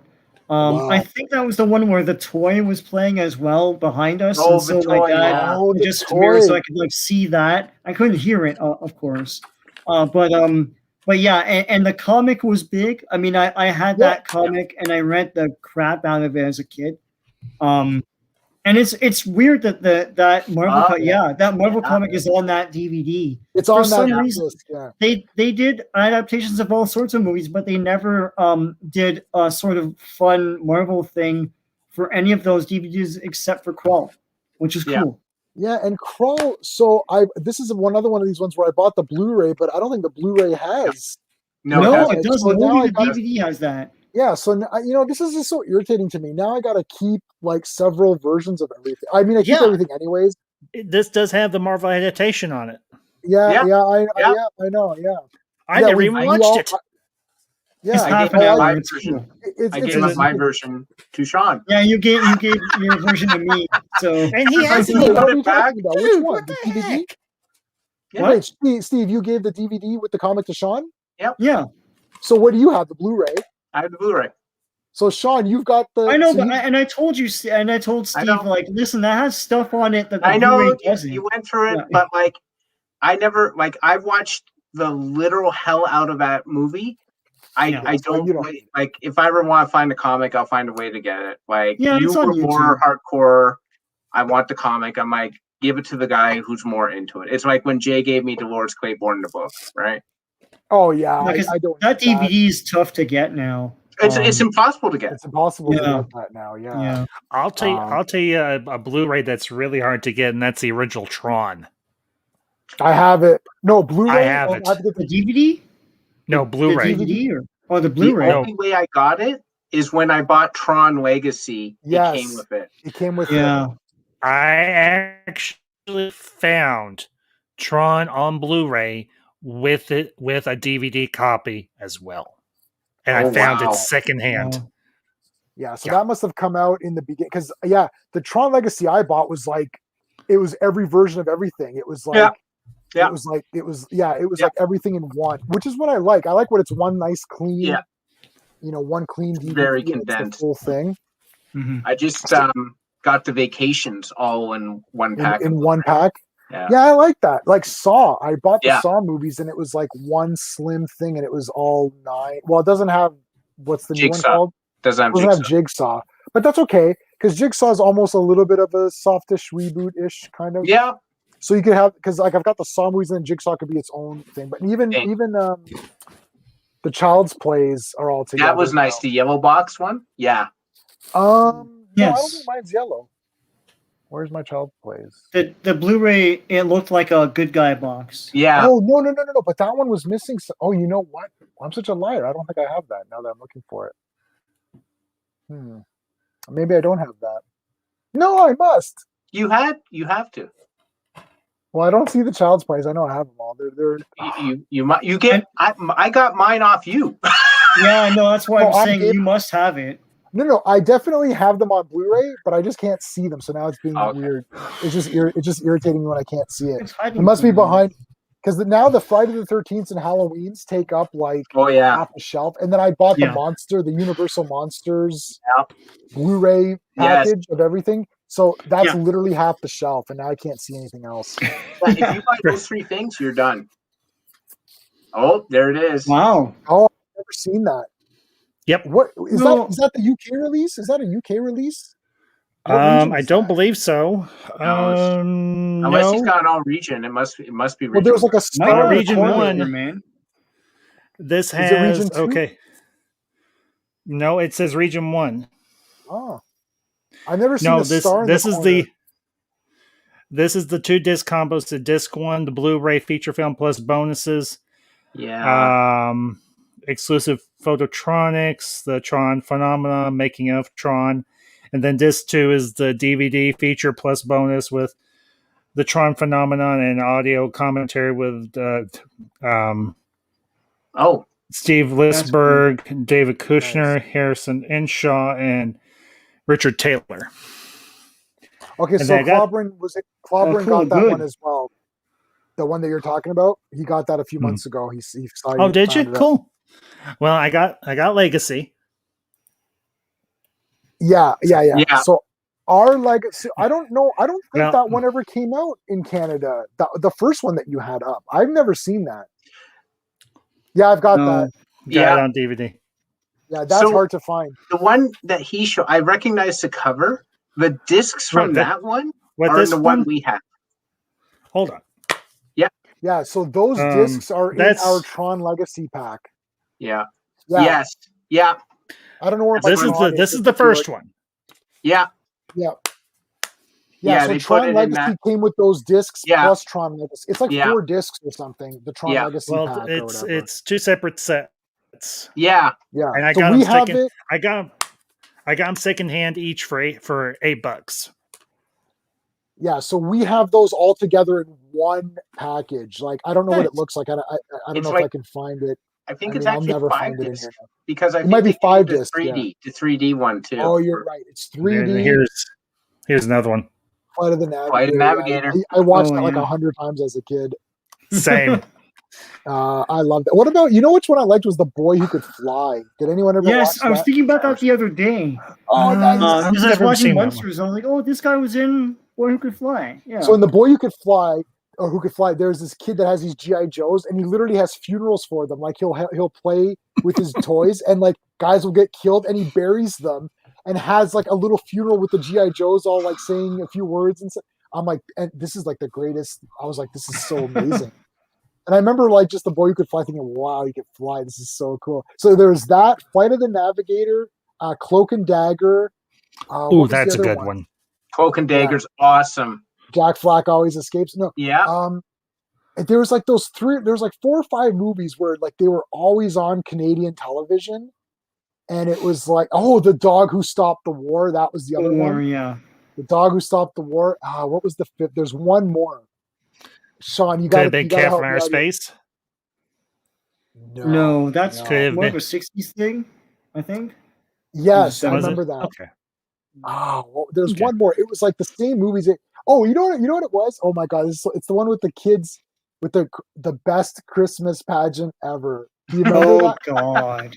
Oh my god, that is old school Canadian. I'm surprised you don't programming. remember Peanut Butter Solution, because that was and No. The Dog Who Stopped the War were the same guys. Yes, And like I they know. played that all the time on CBC, man. I don't know why I thought that seemed like I had heard of it, but I never watched it. It seemed like a cheese movie to me, and I didn't understand what. It is cheese. No, but I didn't It's understand awesome like though. I didn't understand like cheese, like there's A Boy Who Could Fly versus Peanut Butter, right? Like Flight of the Navigator, the guy's like in a ship and shit, Yeah. like- With Pee Wee Herman as a robot. Yeah. Oh my god, yes, The Boy Who Could Fly. See, that's good. Yeah. Yep. Played. Oh my god, I Yes. didn't realize that. Oh true. my god, that's crazy. Well, now you can fly twice or whatever. You can fly. You know again. who was also a Human Torch in a radio production of Fantastic Four in the 70s was Bill Murray. Bill Murray played a Human Torch in a radio version of Fantastic Four in the 70s. Wow, Huh, that is so weird. I've never heard of that. Oh my gosh. Yeah, no, so that's crazy. Well, earlier when we were talking about dolls, that was my I'm very happy. That was my claim to fame on this live stream. We helped someone remember a movie. That's like my Yeah, Bill Reeve Mendez. yeah, she and my best I'm gonna tell the story because I always tell it, I'm gonna tell it again anyway. My best ever was someone came up to me and said high school, and I was like Slaughter High. They're like, God damn it! No, sorry. They said Jester, or did they say Jester? No, they didn't even say that. They just said high school, and I was like Slaughter High, and like with the Jester, and like, oh my god, because people used to come to me and ask me for weird horror movies, and if I could figure them out, and I would be. Yes. Oh my God. Yeah. See, Clover and Times knows I knew everything. Clover and Time was going to know that. I knew yeah. he would know that too. Actually, Yeah. I didn't want to say he would know it just in case if he didn't, and then I didn't want him to look like he didn't know. But like, yeah. By the way, Clover and Times, if you ever want to come on, you can come on anytime you want. I'm doing a thing where I talk to fans about their favorite heroes. And Ambassador, same thing for you if you have any favorite characters or any kind of thing, because. Tomorrow I've got a guy on who likes Captain America, so we're going to talk just Captain America, just me and him, and fanboy stuff. Not I don't like that Falcon and Winter Soldier did this with U.S. Agent, like none of that. Which I don't like the way they're handling Falcon and Winter Soldier. But we're not. It's not negative crap. It's going to be like actual, like just like I love Luke Skywalker. Yeah, me too. So if you have any characters you like, we can set something up. The list is lengthy. Yeah. We'll do. I mean, I'm doing this every Friday.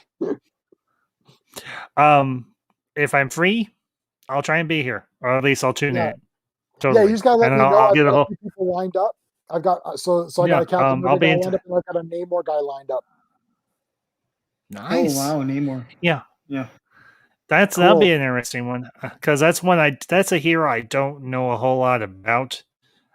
So. I love Namor.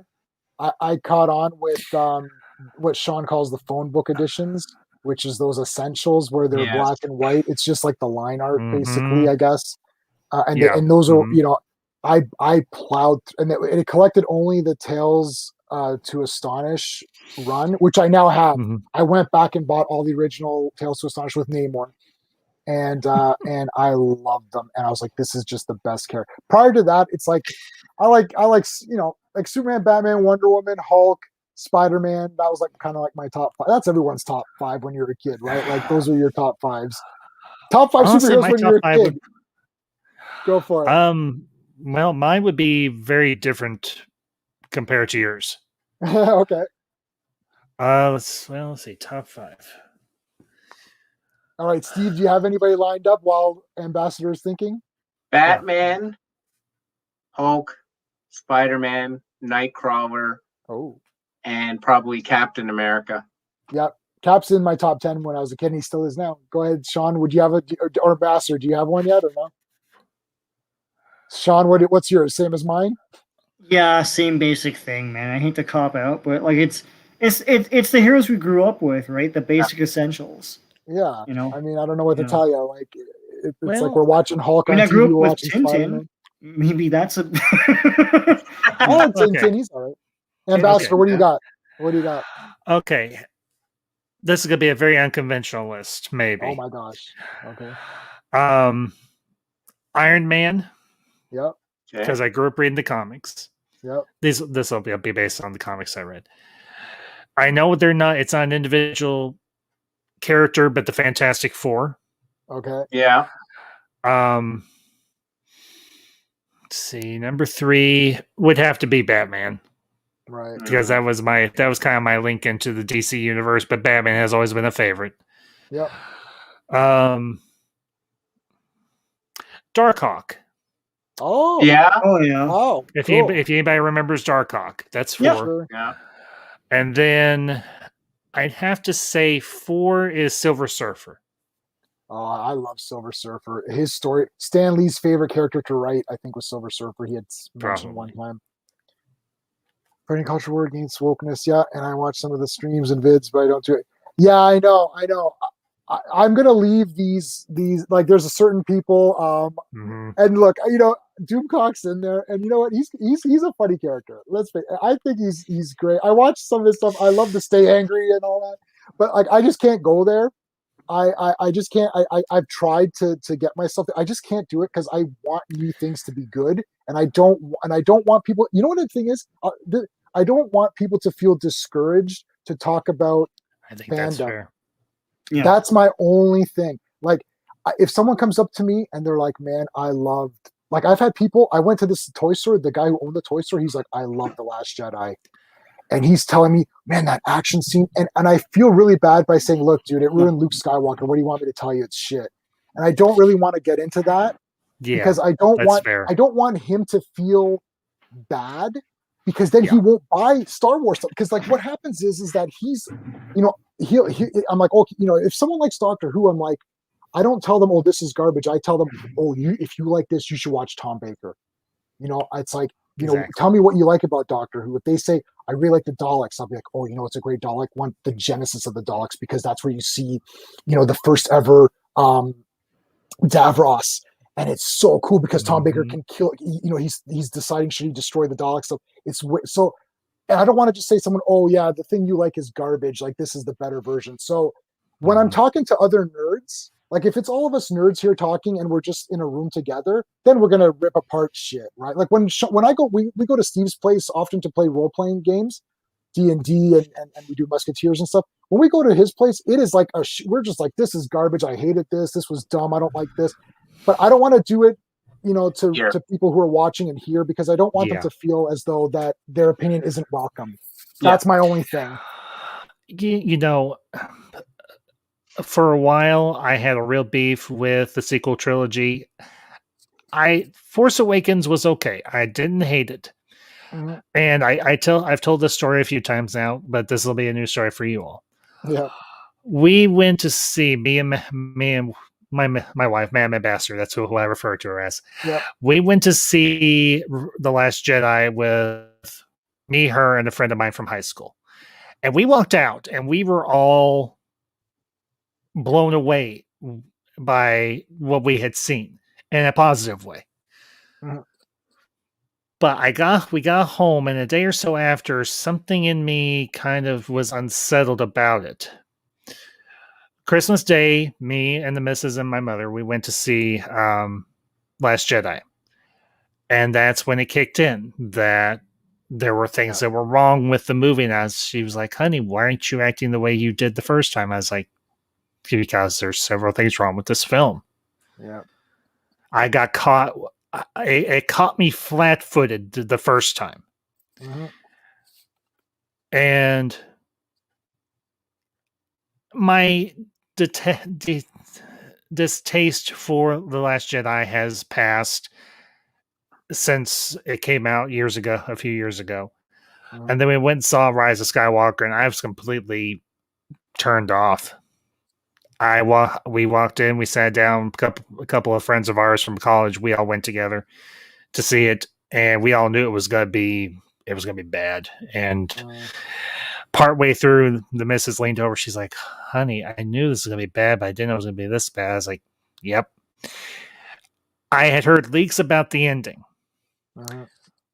But when she said the last line of dialogue, I got up and walked out. I didn't even stay for the credits. Yeah. And since that time, and I'll wrap this up quick. Yeah. We'll address Collaborative in a second. Yeah. This will take me 10 seconds, promise. Yep. Back in September, I decided I was going to write my own story.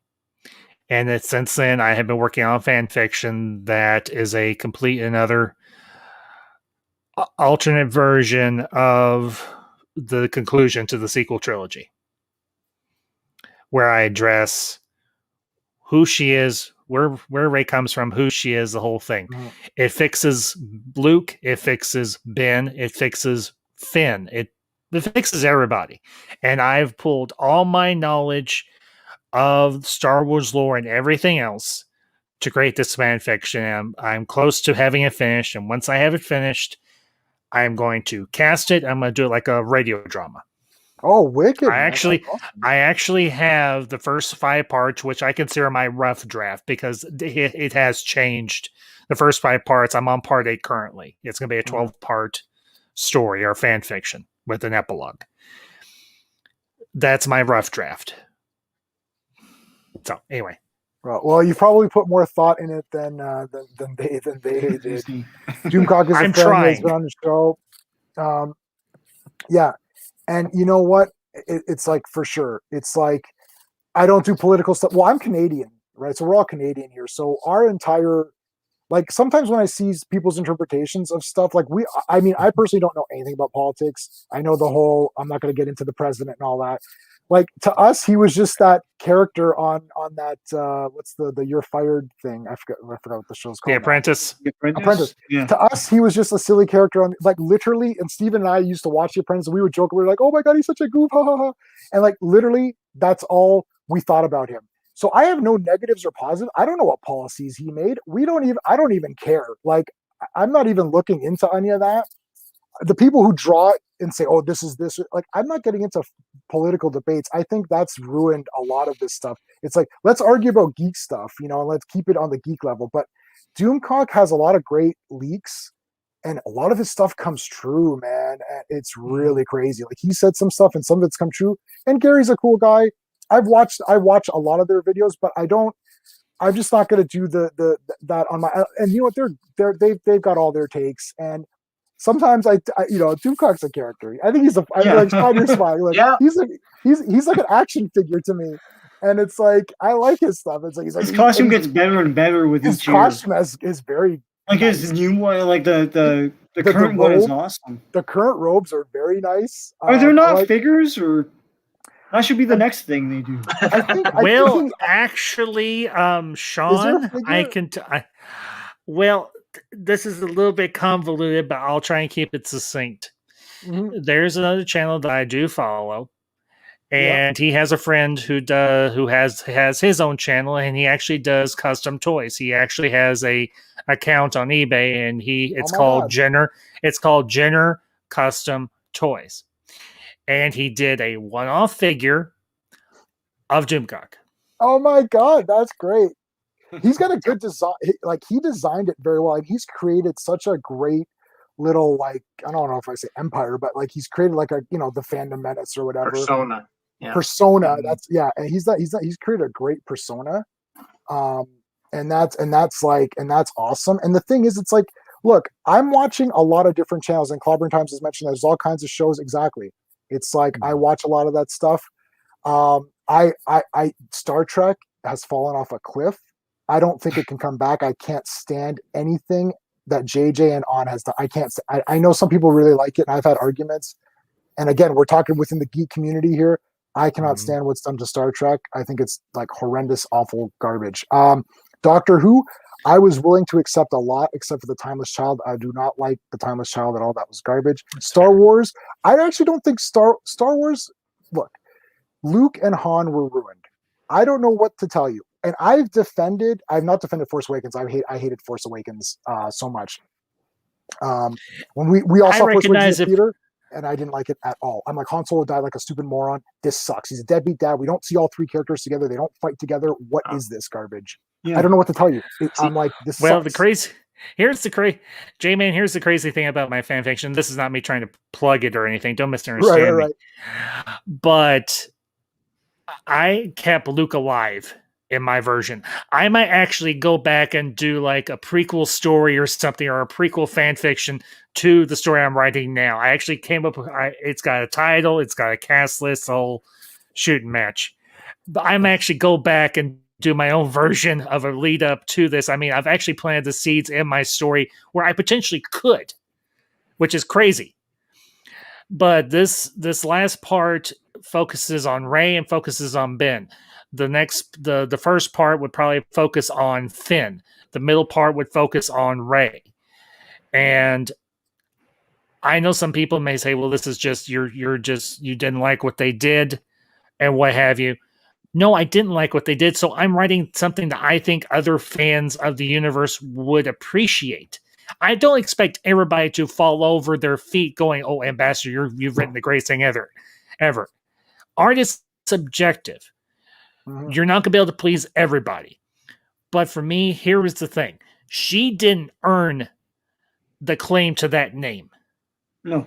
That was the entire impetus for me writing this fan fiction. I said to myself, do I just want to do a one-off video where I talk for 20, 30 minutes and say, I didn't like the fact she took the Skywalker last name? Or Right. do I want to take my love and my passion that was instilled in me as a young man by my father and create something that I think might be better? I'm doing the latter. Yeah. And because one sec. Yeah. Go Okay. ahead, Jamie. I just wanted to. Hey, Macro, how's it going, dude?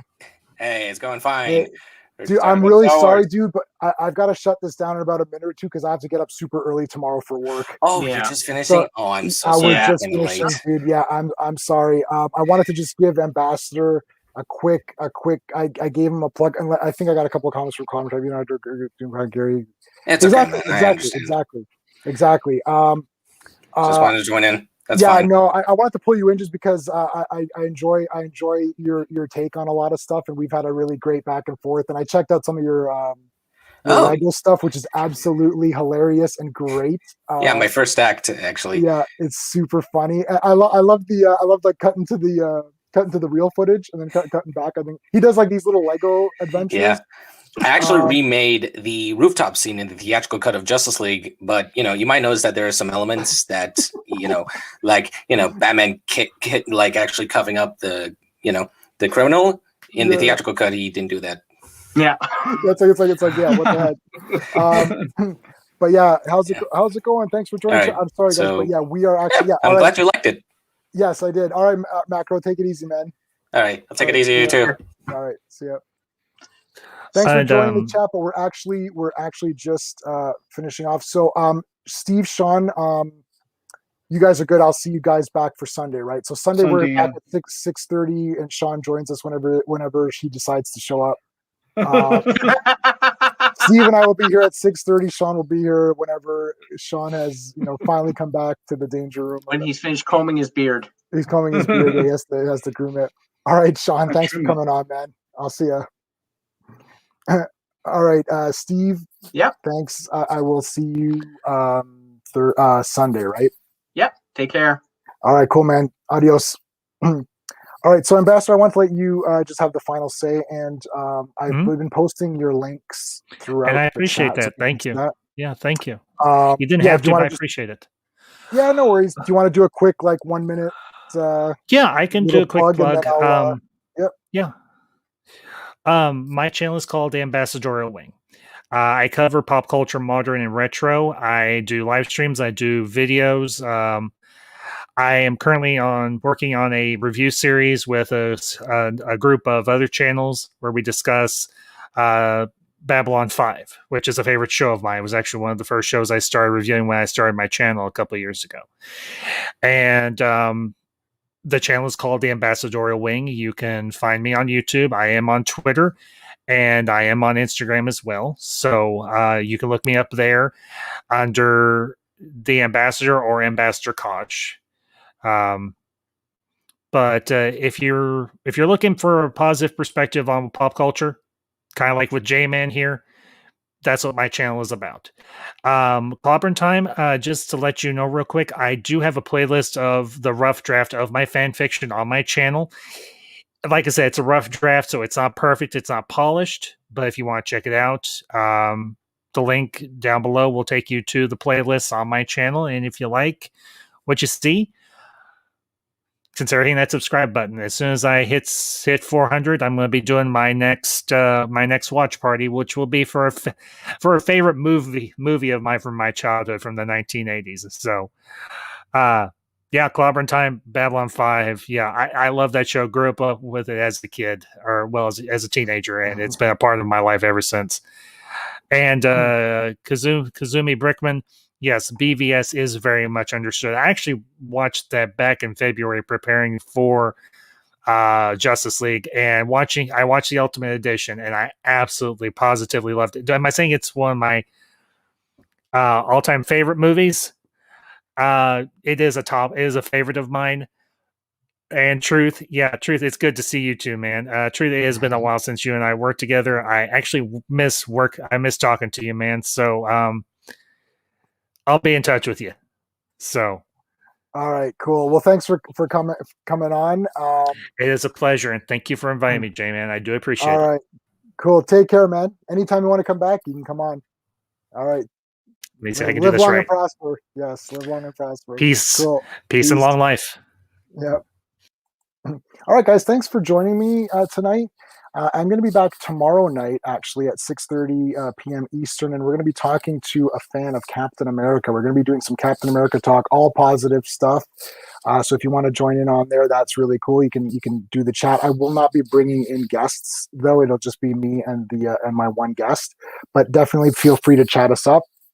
And Sunday night, I'll be back in the Danger Room with Sean and Steve, 6:30 p.m. Eastern, and I will be bringing in people from the chat for that one. We're going to talk about the Falcon and Winter Soldier. We're going to talk about Invincible and whatever else you guys want to talk about then. All right, subscribe to Ambassador. He's a great guy. Subscribe to the Truth 31. Subscribe to Clobbering Times. They're all great channels, great content creators. So thank you so much for watching, guys, and I will see you next time.